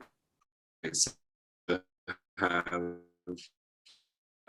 or did have Doreen Forrester Brown. Hello, Chair, I am here. Soon. Yes, I am. Oh, super. Apologies, I was looking, but I did find it great to see you there, Doreen. And Elaine McClester, who I do see on my screen as well. Great to see you too. And apologies, do we have any other officers in attendance for this item? No? Okay, No, okay, great. I don't think so, Chair. Okay. Okay. So so you've been invited along to provide an update on progress in respect to the previous municipal year's scrutiny reports. Also, the Commission recognised that some of the kind of broader kind of updates to the Fair Futures procurement framework were quite relevant to the findings of the report. So if it's okay, we'll effectively take items 6 and 7 together to kind of make sure we don't keep you here too late into the evening, but it'd be really fantastic to get an initial update from Councillor Lurie. Just because we've been taking a break kind of roughly on the hour, each hour. So I was going to suggest maybe we have kind of opening remarks and then we take and then we take a little break, if that's okay, before we go to questions. Great. Okay, so Rebecca, I'll hand over to you, and then you can take it from there. Go for it. Perfect. Thanks, Peter. So I'm really conscious that we haven't shared anything in advance. So I was just going to talk through kind of where we are in terms of the recommendations, both from the report and also, as you mentioned, Peter, a little bit of an update on the Fair Future procurement framework. And then actually having a break is probably helpful, because if there's any clarifications anyone wants, you can ask and then we can kind of come back for questions. But I think it's worth saying from the start that we aren't as far progressed with taking forward the recommendations as we would like to be. And there's a couple of reasons for this. The first obviously being COVID. So that's obviously set back considerable amounts of work across the whole of the council, and we've had to focus on how we respond to the pandemic. And obviously that's getting easier now as we come out of lockdown and as the situation seems to be improving, that we'll be able to refocus over the next few months. But secondly, as many of you will be aware, I imagine from previous conversations about this as well, there are some real constraints in terms of staffing within the team. So there are currently only 2 full-time members of staff. And whilst there are ongoing recruitment processes, it's proving really, really difficult to fill the roles that we need to.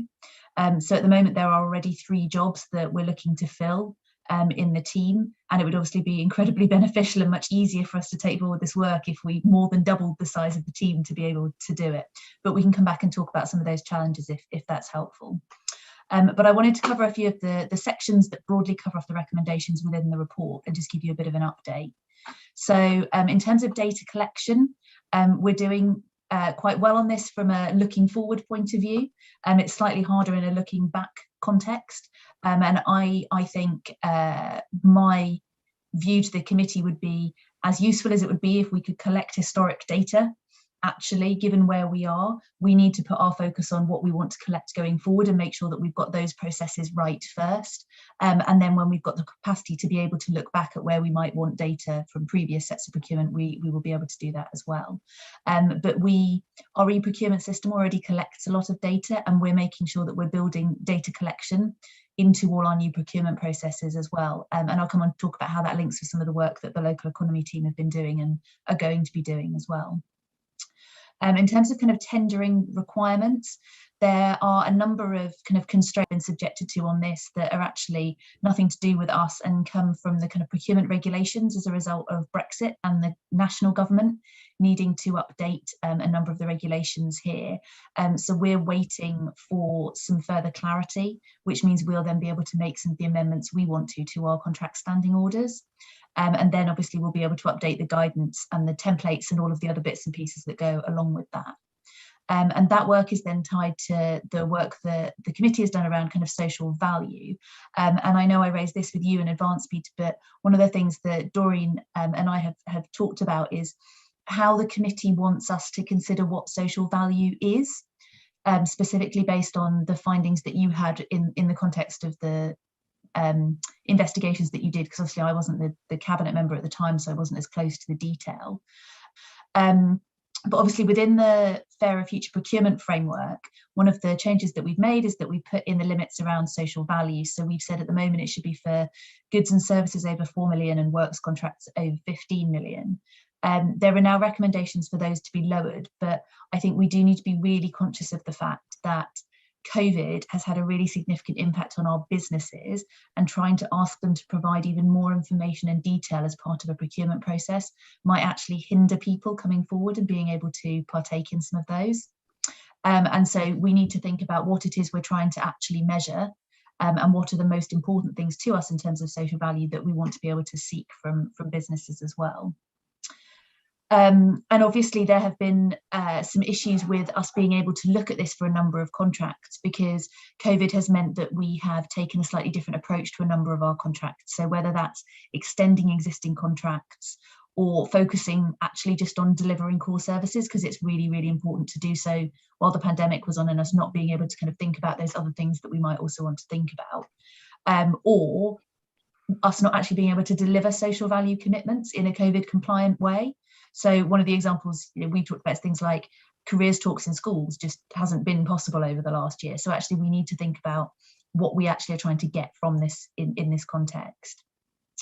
And then in terms of kind of awareness raising, so this sits much more with the local economy team, and Duncan has also been supporting on this, and he and I are jointly working with the local economy team to try and make sure that they've got the right support around community wealth building, and how we take forward the relationships that we've built with businesses.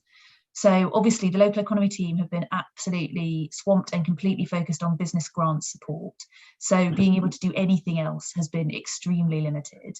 But having taken on the responsibility around businesses over the last few weeks, I've been talking to them about what we do as we come out of COVID and the last round of grants have been delivered. And we're obviously going to be focusing a lot on the community wealth building work. But also during the period of COVID, we have built up much stronger relationships with businesses across the borough, because we've been offering them that tailored support. And actually that means we will much more easily be able to identify businesses who might be suitable for certain contracts that are coming forward, but also be able to support them through the process, and also reach out to businesses through our new mailing lists that we've been able to develop to make sure that they're aware of all the opportunities that are available. And then finally, on kind of your recommendations around Section 106, this is also something that I'm looking at with Stephen Platts. As you will all know, there are restrictions around what you can actually do within Section 106s. And whilst we can informally work with developers to encourage them to use local businesses, we just need to understand how far we can go in mandating some of these things. And so I'm going to be, Stephen and I had a conversation about it last week, and we're also going to be working with Duncan on that over the coming weeks, so that we can start looking at kind of what we need to do with Section 106 specifically. And then obviously underneath all of this is the Fairer Future Procurement Framework, which was updated at the end of last year. And I've obviously touched on a couple of things kind of in the update more broadly, but there are probably a couple of other areas that are useful to touch on. So climate change was obviously one of the key areas within that, and looking at how we might need to respond. The climate change strategy is obviously coming to Cabinet later this year, we hope in July. So after we've had the strategy signed off, we'll then be able to look at what amendments we might need to make to the framework going forward. Training is a key focus, and there's now digital training available through the e-learning portal. If we are able to grow the resource of the team, we will then also be able to look at future training opportunities. But at the moment, as I say, with kind of 2 full-time members of staff, it's quite tricky to be able to look at training more broadly across the whole of the council. And then contract management is kind of the same issue as well. With a very small team, it's been quite hard to do this, but we have a new contract management toolkit that's being developed, and we're hoping to have that in place by the middle of May, so that we'll be in a good position to roll that out. And then the final 2 things for the construction charter, I know this is something that's kind of been around for a long time, and we're working with Unite on just some of their final comments. And I'm obviously working quite closely with Councillor Cryan on this as well. Now she's moved into the housing role. And then finally around kind of electronic watch. So this is one of the areas that has been completely delayed by COVID. But now that we are kind of coming out and rethinking about what our priorities are, we can refocus on this going forward as well. Doreen, I don't know if you want to add anything to that, or if I've broadly covered everything for now. I think you have, Rebecca, thank you. And just to say, overriding all of this, and I know Elaine's here and she can help us drill down into a bit more detail, is to say that, you know, I know that COVID has impacted on our ability to deliver some of this and in terms of recruitment and so forth. But I still think that we've got a really robust and a really forward-thinking and an incredibly progressive fairer future procurement framework, which sets the context in which we do intend to deliver our procurements moving forward. And I think that's that has been a major achievement. I don't think there's any other local authorities who've got anything as progressive as this. And in relation to contract monitoring, we have got a member of Elaine's team who is focused on providing that toolkit. We've provided some interim guidance, and we will hope to have that finished by mid-May and have that rolled out more broadly. But really, we are trying to focus on how we implement the major elements in the Fair Future Procurement Framework. And as you say, Rebecca, social value continues to be a challenge, particularly in, you know, as we move through COVID, and also thinking about the impact of social value on SMEs, because I think many SMEs, particularly local, and I think there is this question about what that definition of local is, will find some of the criteria that we've put forward quite challenging to meet. So, but yes, I think that those would just be my comments in that. I think we're making really good progress. We've got a really progressive document, but we need time now to implement and bed this down as we move forward. Thanks very much, Rebecca and Doreen. Just to check, Elaine, did you want to come in at all at this point, or join the questions? No, I'll join the questions. Thank you. Sure. Okay. Do any commission members have like a kind of immediate clarification question that they want to ask before we take that break?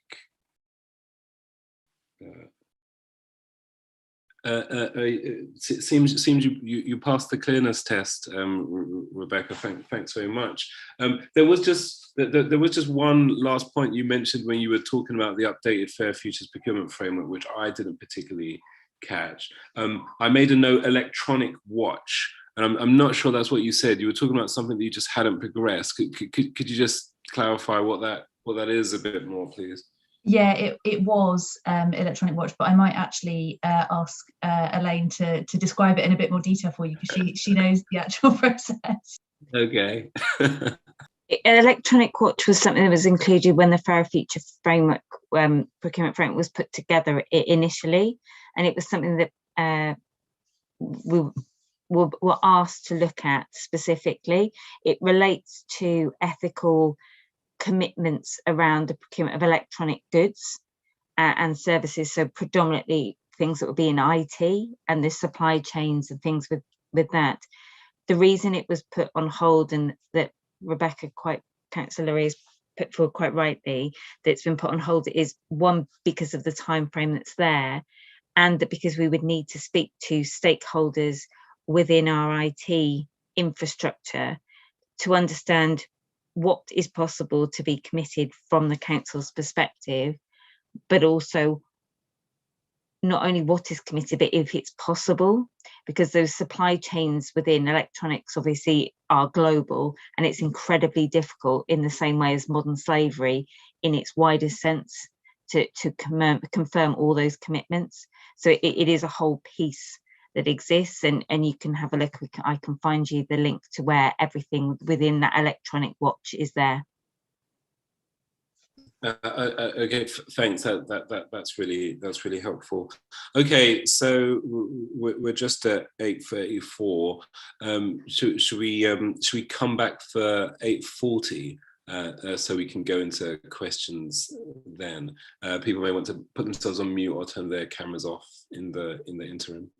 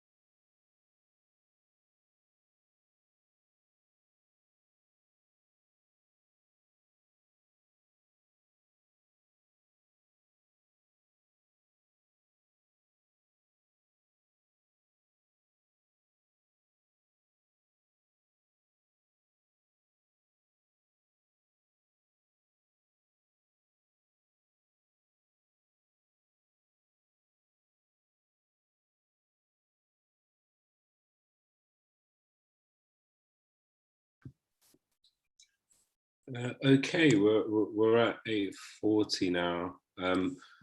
I'm going to turn my video off again because I have a bandwidth problem. So I just wanted to assure people I'm here. Okay, great. So we can open up for questions now. I've got several myself, but I'm not going to chuck them all in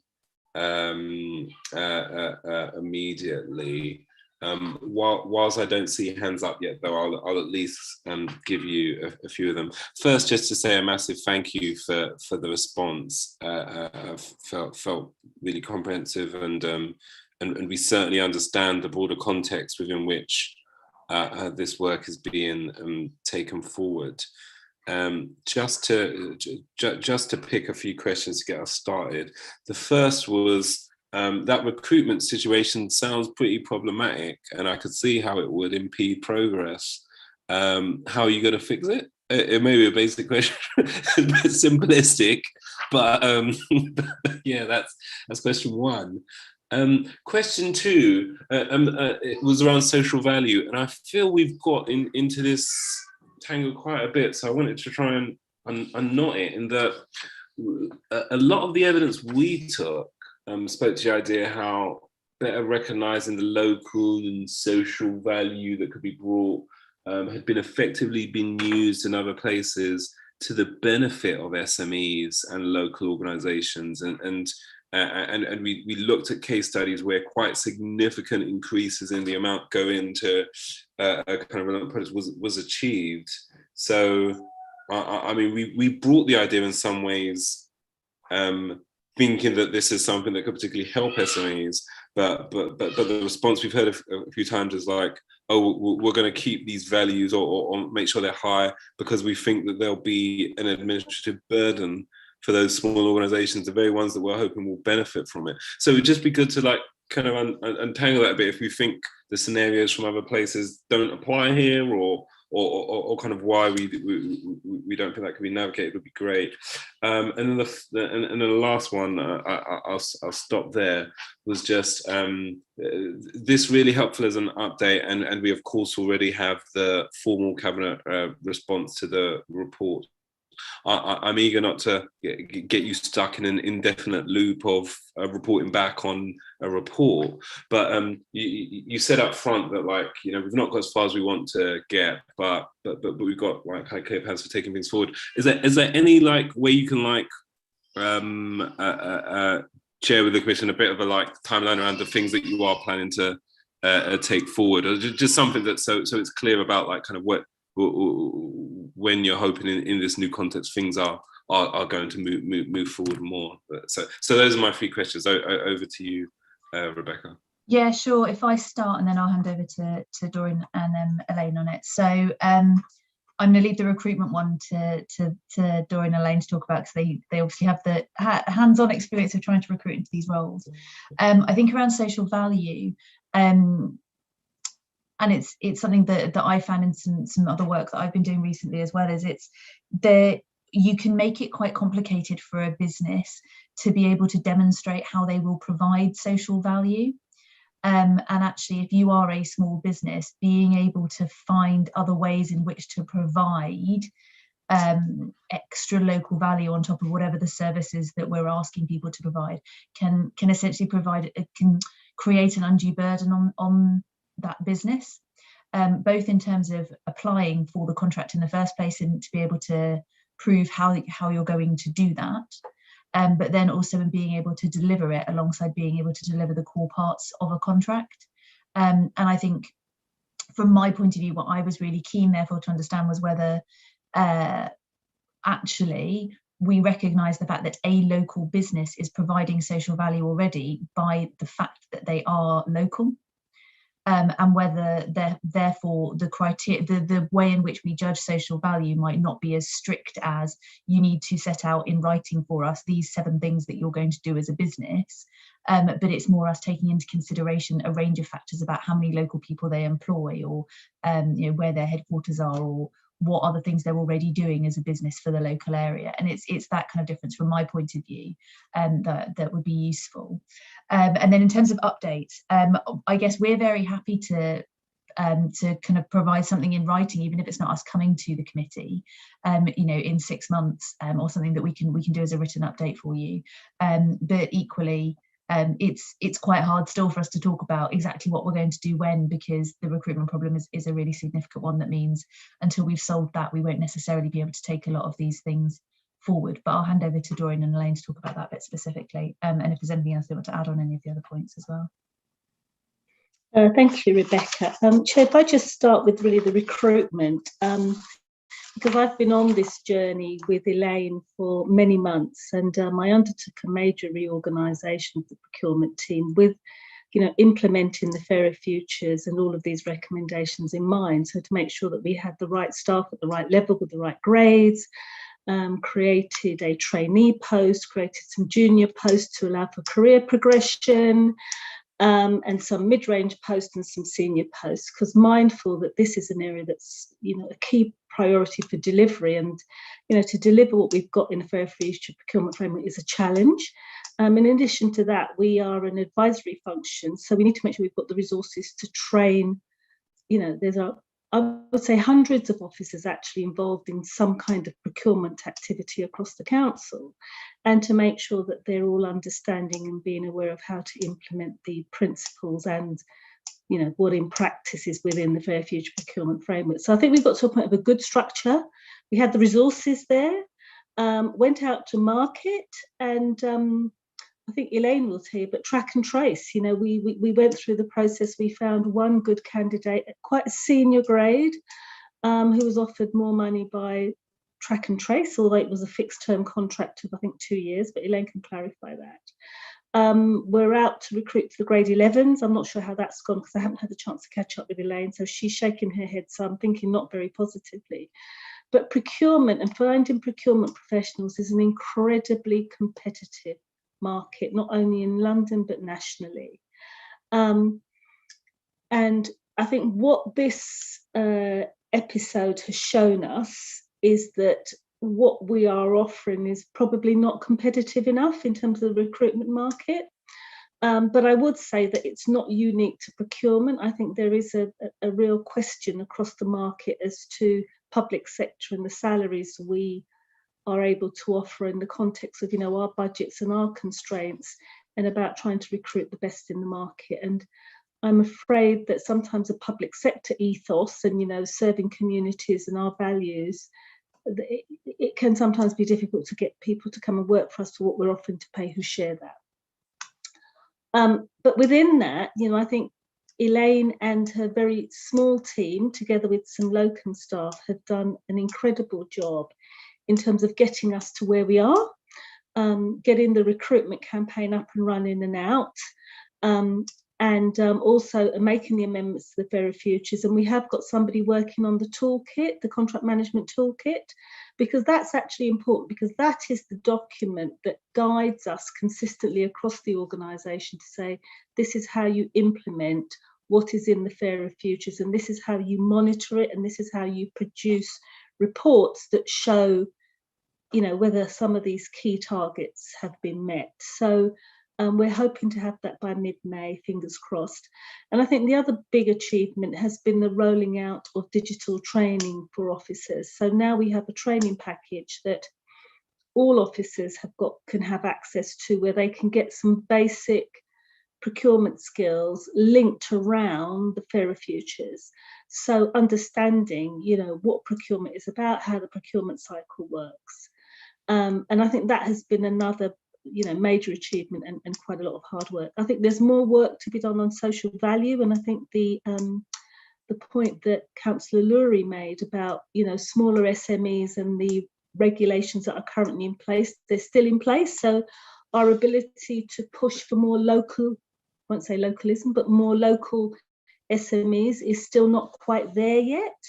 But I think if there's one positive thing that one could say has come out of Brexit, might be the procurement regulations and the ability to do things at a much more local level and drive that through community wealth building. And I think the final observation that I would make is that it's really important that, and I think this is something that we might want to kind of tease out a little bit more tonight is around the distinction between procurement and local economy, because I think sometimes the recommendations as made by the Commission are confusing what the role of procurement is and the role of the local economy team. And I think it's really important to say that the procurement function is about the purchase of works and services that the council needs to deliver its core functions. And we run and advise on a process. We're not in the business of developing relationships with businesses in the borough. And in effect, you could argue that that would be a bit of a conflict, because under the regulations, we need to be fair, open, transparent, and treat everybody equally and apply the process.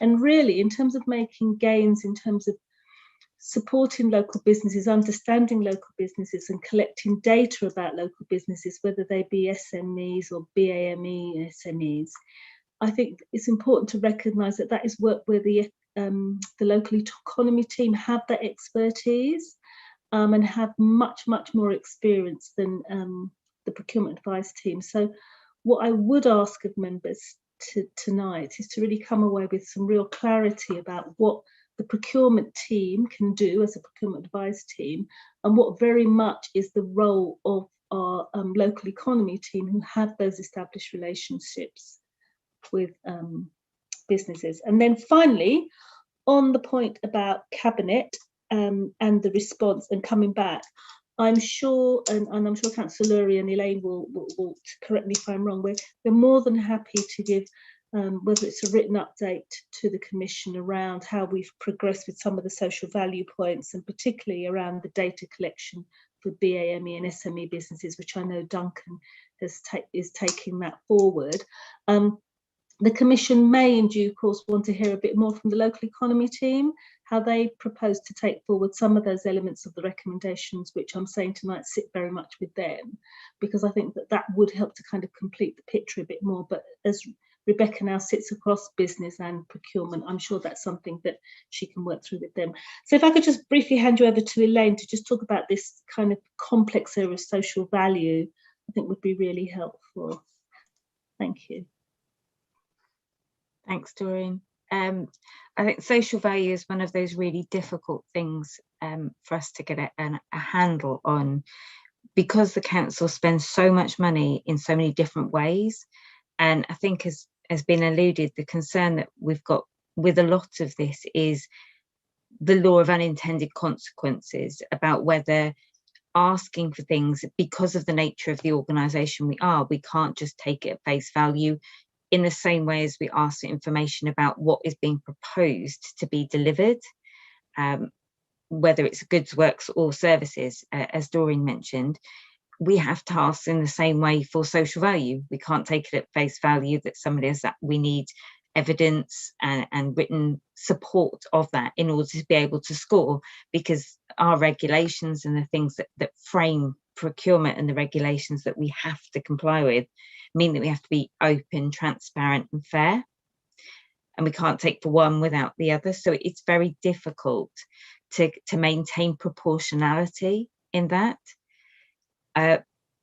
Possibly as part of the pandemic and changes that may come, it provides an opportunity for us to, when we get perhaps through the current situation, to review, see where we are and see if there is a more defined and clear definition of what social value that Southwark wants specifically.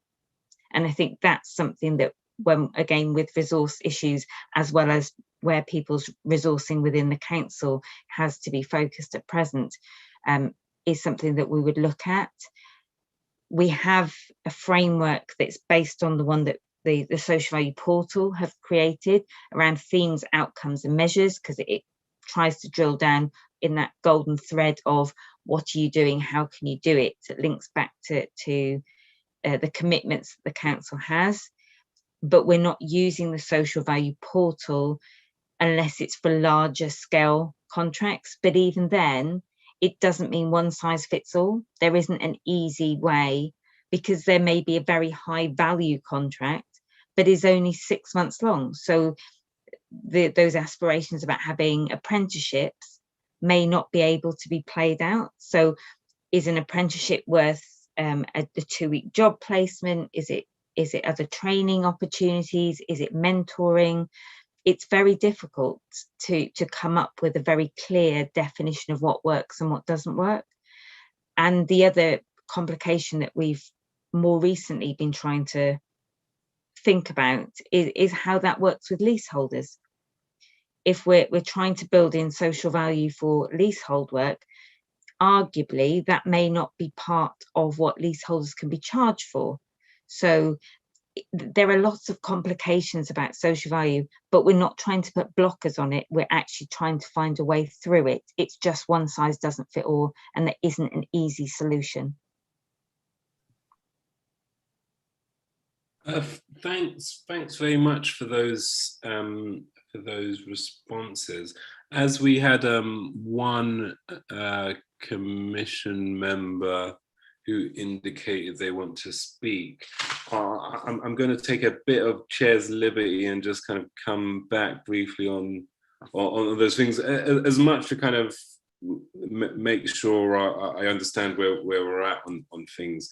In terms of updates, I think the comeback was like kind of now's not the time to kind of put timelines around things, but something along the lines of written update in 6 months potentially suits quite well, and I think the commission will be fine with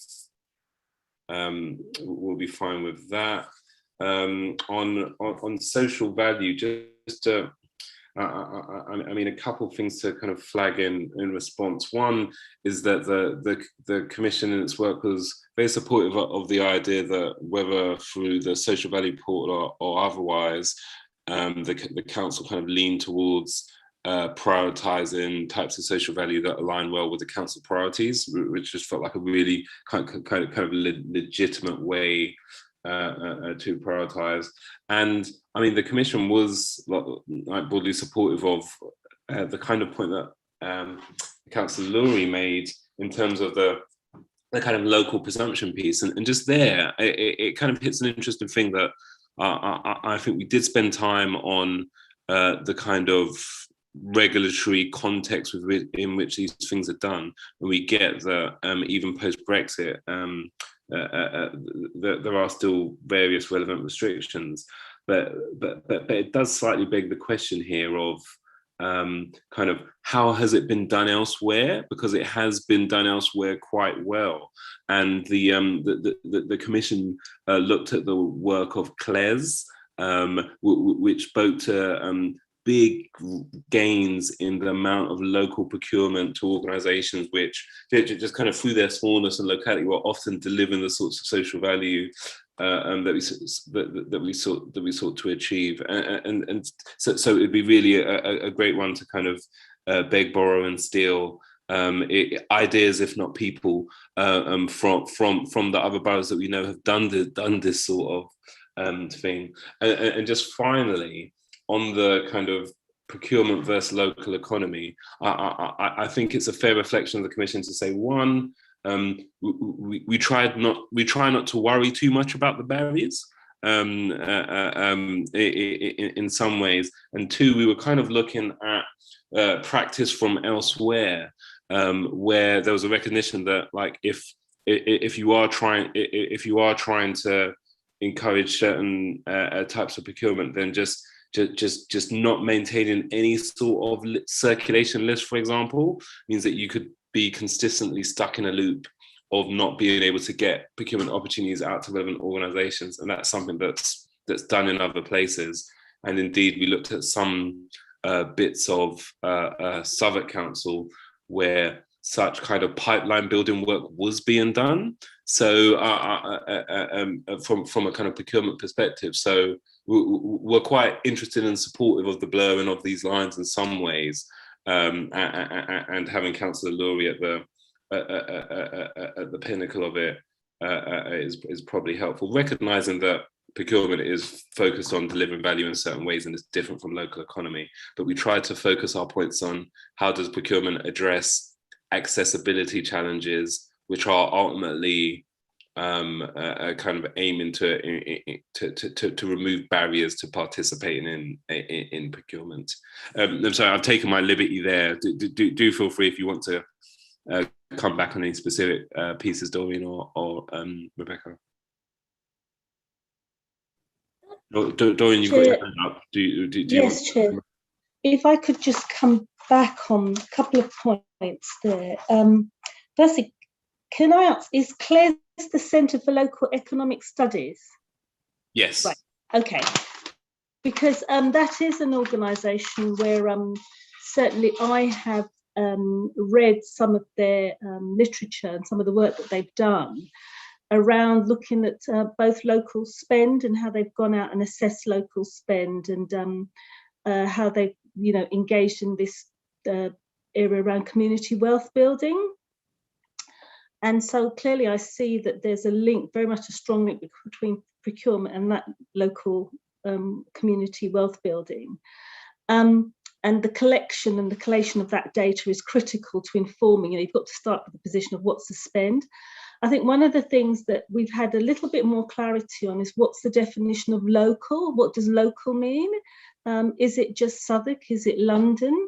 And I think that greater clarity around that is helpful. I certainly got the impression from some of the conversations we've had with the local economy team and others is that local means kind of beyond Southwark, and it's around thinking around how we can work more with more anchor institutions. So certainly that piece of research is something that we are looking at, but I think it's something that between procurement and the local economy team, we're going to have to make sure we share information and share data, particularly the work that Duncan's doing, in order to be able to kind of progress that a little bit more.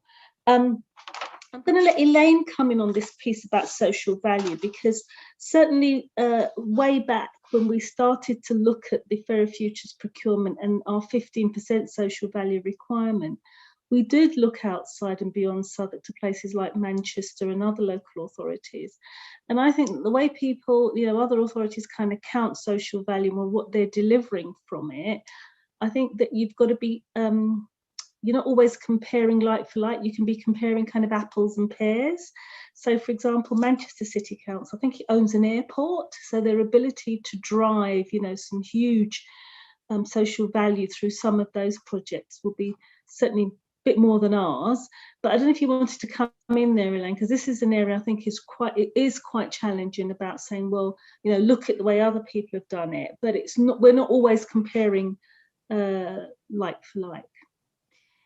It is. I think this is the challenge, and I think Doreen and I have met people from an authority in Manchester, and I've certainly heard from people in Knowsley towards Liverpool that have spoken about this, and there's a lot there that they've badged as social value, but actually I think it's almost something that they were trying to do that was local, but it wasn't about what they were procuring and then these were the benefits, which is really the social value, the Public Services Social Values Act approach that we've been taking.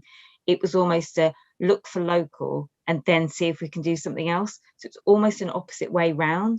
And there was there was a lot of benefits that they were trying to get for the local area, that these came out sort of as part of it.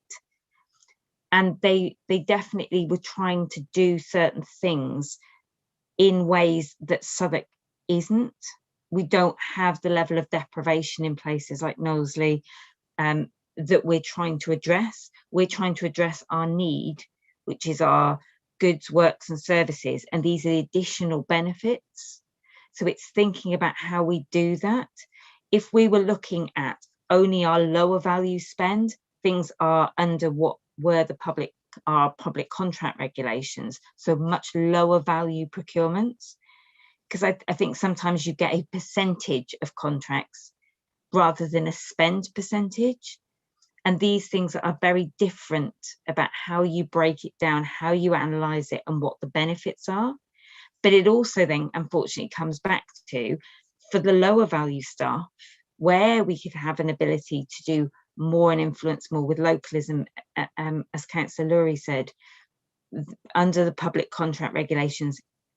Hopefully, if these change and we can have more ability to influence the lower value stuff to more either local or Southwark or London, then we can have that conversation, and the pipelines make perfect sense to try to support that. The challenge that we have is being an advisory function. We don't procure anything specifically, so we're having to rely on our colleagues to give us that information. But if we publish anything, we have to publish it nationally. So we've got a lot of challenges there that are interlinked, that until things start slowly changing, it becomes very difficult to change the entire thing. Doreen, does that hopefully cover it? It's a really complicated. Yeah, I think so, Elaine, and I think there is some of the work I think that we do and we will continue to do is about saying we'll turn all of this on its head, and should we do a lot more in Southwark about defining clearly what we want. So say to contractors, here's a list of stuff that we want that fall into that social value bucket, and it's not just apprenticeships. In fact, give us the money for the apprenticeships and we'll run them ourselves because we'll create better quality and so forth. These are the list of things that we want serviced or rebuilt or whatever. Tell us what you can offer for it. So there is a way of kind of turning this all on its head. And I know that's a conversation we're currently having with housing about saying, well, what about taking a really different approach to this? Because actually, if we specify what we want, rather than telling people what they're going to give us, if we say what we want, what we've got, we've got a shopping list of things that we want delivered, and then say to people, well, these are what we want delivered. Which ones do you want to pick off? And this is the value that we're going to attach to it.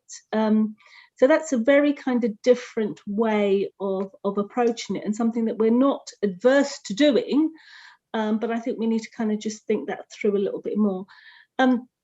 In terms of I just want to note, because we didn't mention this and I should have done, is that we do have a contracts register. So in terms of transparency and local businesses and SMEs, we have a contracts register, which we are required to maintain along with other authorities across London.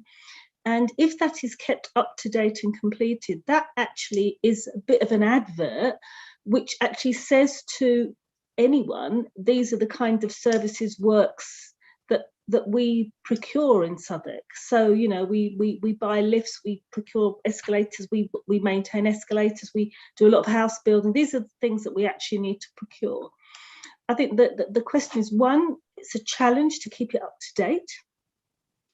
But I think secondly, I'm not convinced that many of our SMEs know what we procure, and I'm not convinced that many of the smaller SMEs in the borough, and I'm talking about the borough rather than locally, which you could extend to London, are actually at scale and can actually provide the services. So I don't know how many lift operators who service lifts are based in Southwark as companies, but it may be that and when we have a big contract for the maintenance and service of our lifts, there's probably a couple of huge national companies that bid for them. Now, the question is about how you can push out within the supply chain anything that can be delivered at a local level. And I think that is a conversation that, again, we need to kind of develop more in terms of specifying a lot more about what our requirements are. Thank you for that. I will not come back on anything beyond saying that apples and pears are often quite similar. Okay, great. Just Michael, if you're still, do you still want to ask your question? I spotted your hand, though it's since gone down.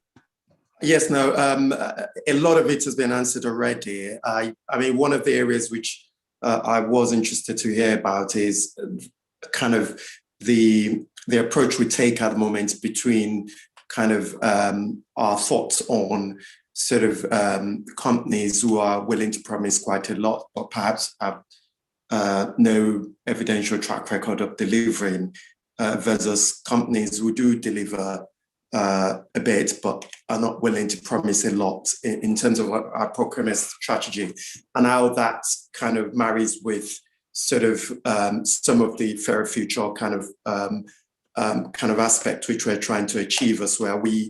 Is it a case that we're willing to kind of, in an essence, set more promises, or are we still sort of focus on it being kind of evidential based as to can you deliver?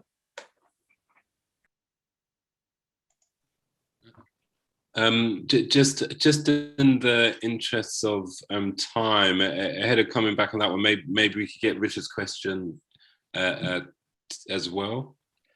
Yeah, I mean, I work for an SME which bids for local council contracts, so we often see these kinds of requirements in the ITTs that we bid for.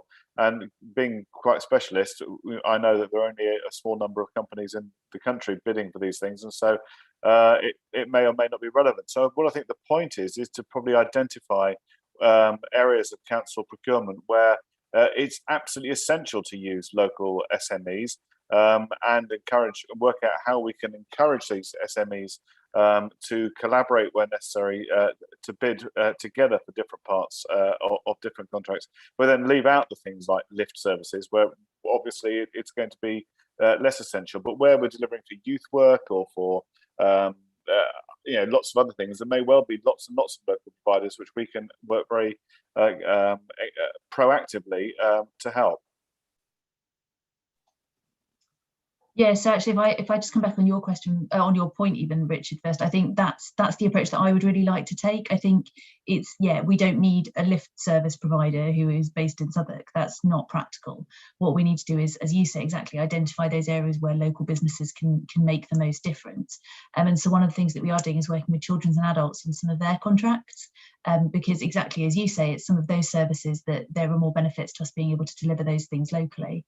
And I think it's also then that piece around Section 106s as well, and what we can get developers thinking in the same way as us about what services do they want local businesses to deliver, because there's a specialist thing, or it's easier for a local business to be able to provide support to that developer within the borough than getting it externally as well. But Elaine, I don't know if you want to come back on Michael's question as well. Sure. So I think if I've got the question correctly, as far as the fair features and the obligations in there, they predominantly relate to procurements over 100,000 in value. There are some things which are generally that we have to do and we want to put in, but what we have within that are requirements. So things that we're asking as commitments, whether it's the payment of London Living Wage, if that's appropriate, those things are prerequisites. We make it very clear that that's part and parcel of what is happening, but you must do it. So somebody can give some story at the background as part of procurement regulations and the things we have to do. One of the first stages is a pre-qualification or a supplier qualification stage. So in that first instance, we have to look at a supplier's capacity, experience and capability. It's backward looking. So what would they do? And only after we've done that do we then look, once someone comes and is invited to tender, so usually via a shortlisting stage, they then provide what they will do for Southwark if they are successful. So we really shouldn't shortlist anyone who isn't capable of delivering, and then we are just assessing the best value that we get between those people against the evaluation criteria that we set out. So in a social value context, which is the only part that possibly is within there, it's seeing what they can do in terms of the cost and the quality of, for example, the service, but then seeing what they can offer as part of this contract, together with a delivery plan. So it's not somebody just saying, well, I can deliver 50 apprenticeships without something backing it up. And that's some of that challenge, is saying, okay, what can you do? Can you do it? Who's going to do it? What timeline? And thinking about how you make that both proportional and appropriate to the contract. Does that answer your question?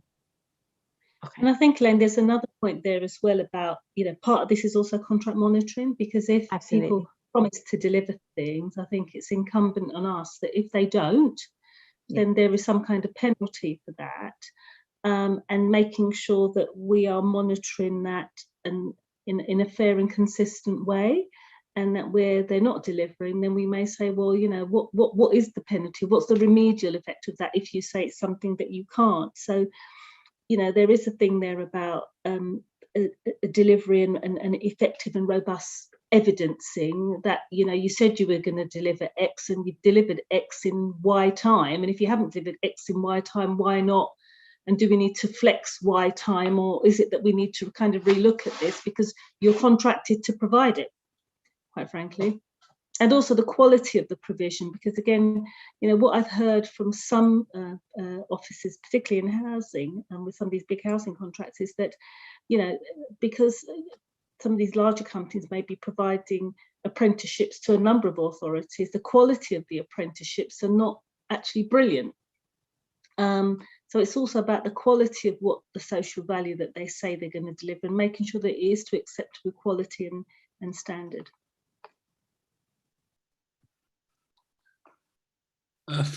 Thanks very much for those responses. Unless we have questions from any other commission members, could I just thank you on behalf of all of the commission for joining the session late and for providing such kind of comprehensive responses. It feels like it's been a really rich conversation here, and I, in the nicest sense, I look forward to it continuing. Okay, we'll let you leave us for our outstanding items. So you're of course welcome to stay on if you'd like. Thanks, Peter. And yeah, we're very happy to report back in 6 months, so we can pick up with you afterwards about when would be best to provide that update. Super. Okay. Sorry, was somebody coming in there? Was that you, Doreen? Thank you, Chair. I'm leaving now. Good Okay. night. Thank you and bye. Okay, great. Okay, thanks all. So we have 3 items remaining, and it's 9:17. I am conscious it's rather late in the day, particularly Councillor Burgess, who happened into this meeting a little bit.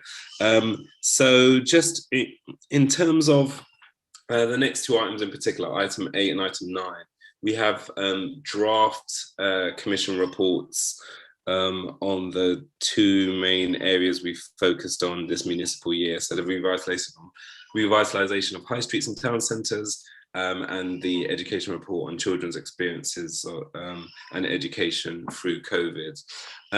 So really what I wanted to do here is, rather than have a substantive discussion on the draft reports that were circulated just shortly before the meeting, I just wanted to agree with commission members just the kind of path forward for kind of finalising those.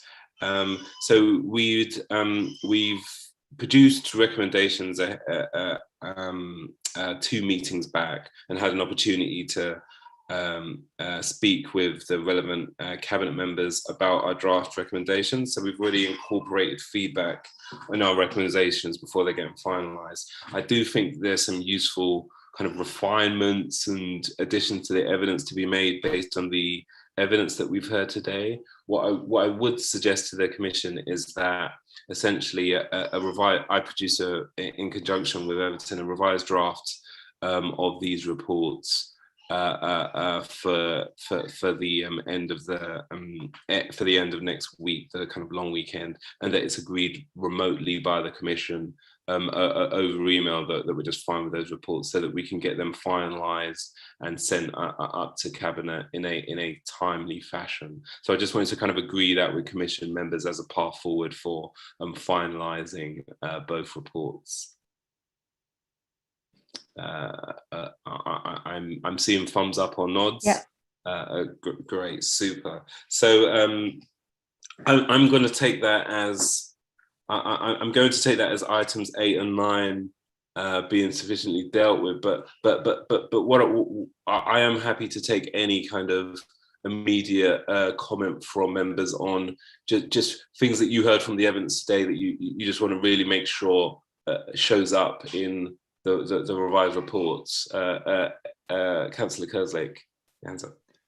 Thanks, Peter. I can definitely drop you a note of these as well if it helps. But just a few sort of things I thought about whilst we were listening to the speakers.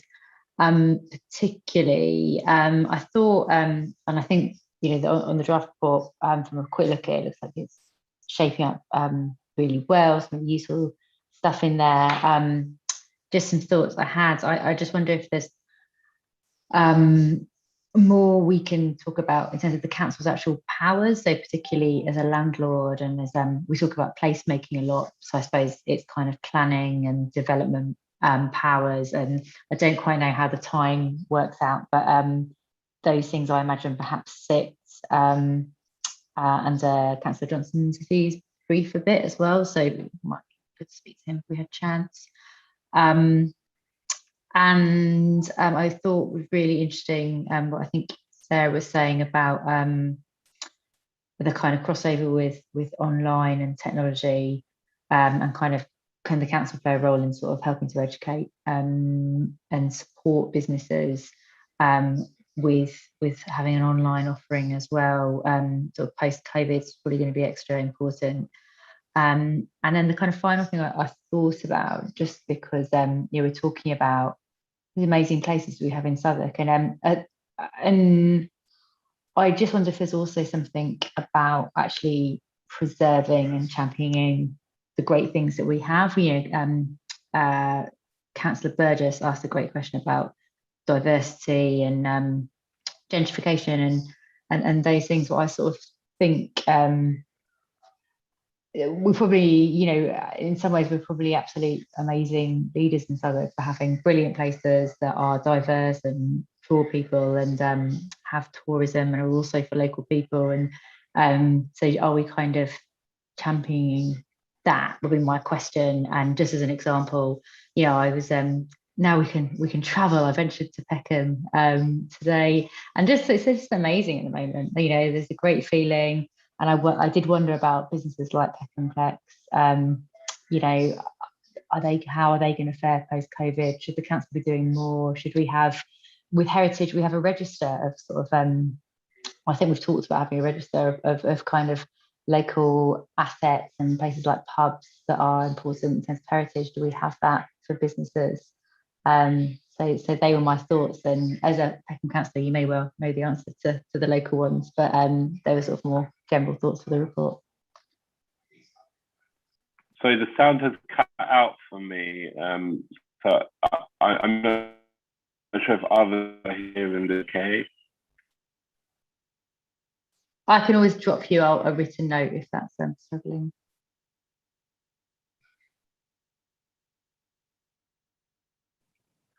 I did hear all you had to say, Councillor Kerslake. Oh, okay. So sorry, I got booted out by a dodgy connection. It must have just been me. Apologies. I heard some of what you said, Eleanor. I won't make you repeat it, but it'd be great if you could just share a few notes so I make sure it's incorporated into the report. I would drop you a note. It was just to kind of share it with the meeting as well, in case anyone wanted to add anything. Thanks, Peter. Okay. Thanks very much, Eleanor. Did any other commission members want to just flag any things that they think should definitely be included? Okay, super. Okay, so I'll take that as items. I'll take that as items 8 and 9 concluded then. So that takes us to the final item on our agenda, item 10, the work programme. And this is the last meeting of this commission for this municipal year. So I'd like to say a massive thank you to all the members who've helped us to do what I think has been some really high quality scrutiny in what's been a short and difficult year in lots of ways. Scrutinising a council is never easy, but particularly so when business as usual just isn't really happening. So thank you to you all for helping us to work well at this difficult time.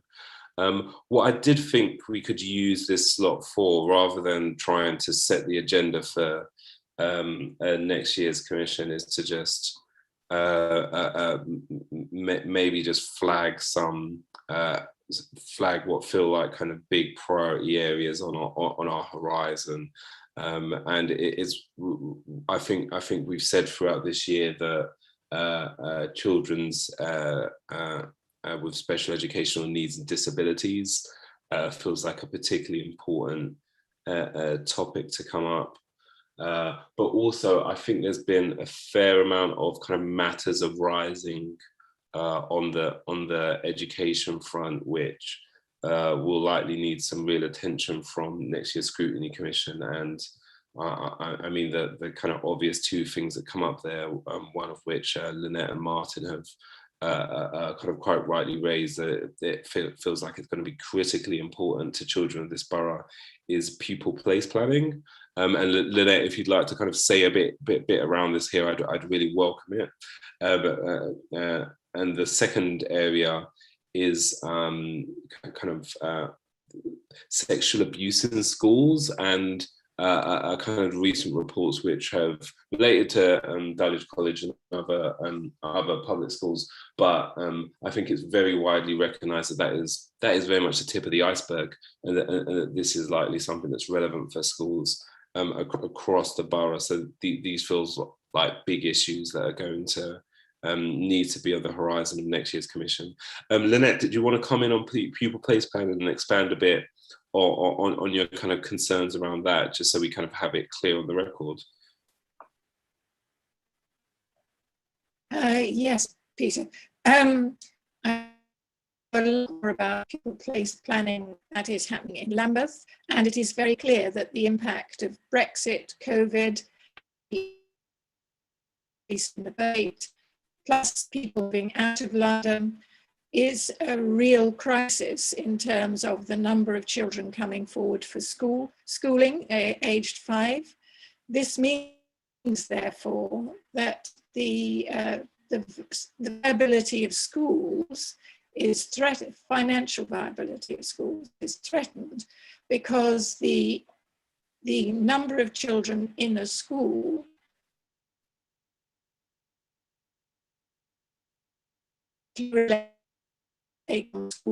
and so if your numbers are going down, then your income lower.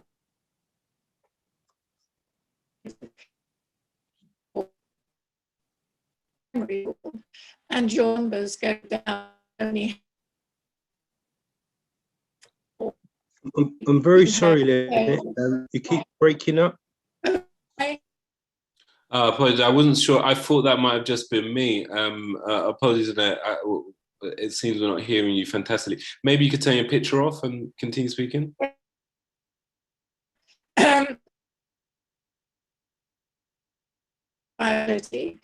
Two-form primary school, if they have 32 children that are allocated to the school, it have to open 2 classes, because there is what's called a limit on the number of children in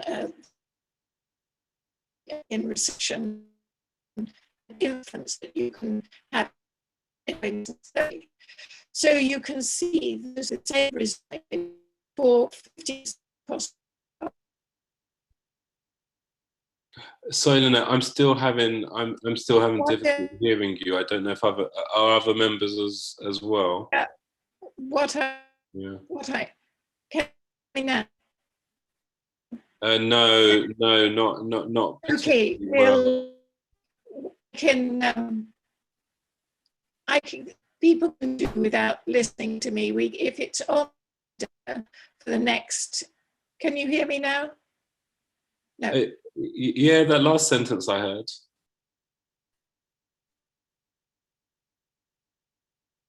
And now I'm hearing nothing at all, unfortunately. I'm not hearing anything now. So sorry, Lynette. I thought it'd be really important to kind of hear from you on that item, but technology is not allowing us. Maybe you can put something in the chat, and happy to kind of follow up afterwards. But we flagged the item for future attention as well. I just wanted to give it is 9:29, but I did just want to give a quick opportunity for any members to just kind of flag something that they think should be particularly on the radar of next year's commission.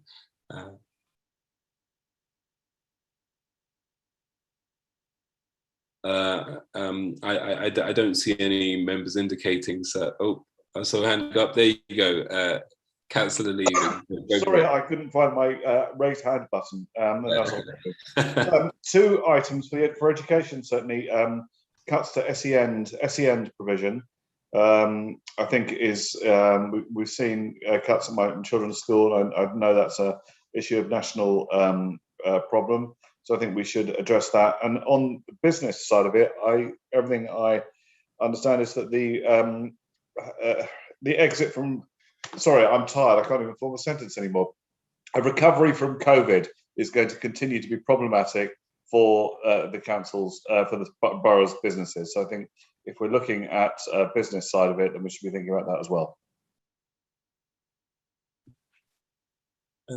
Super. Thanks very much.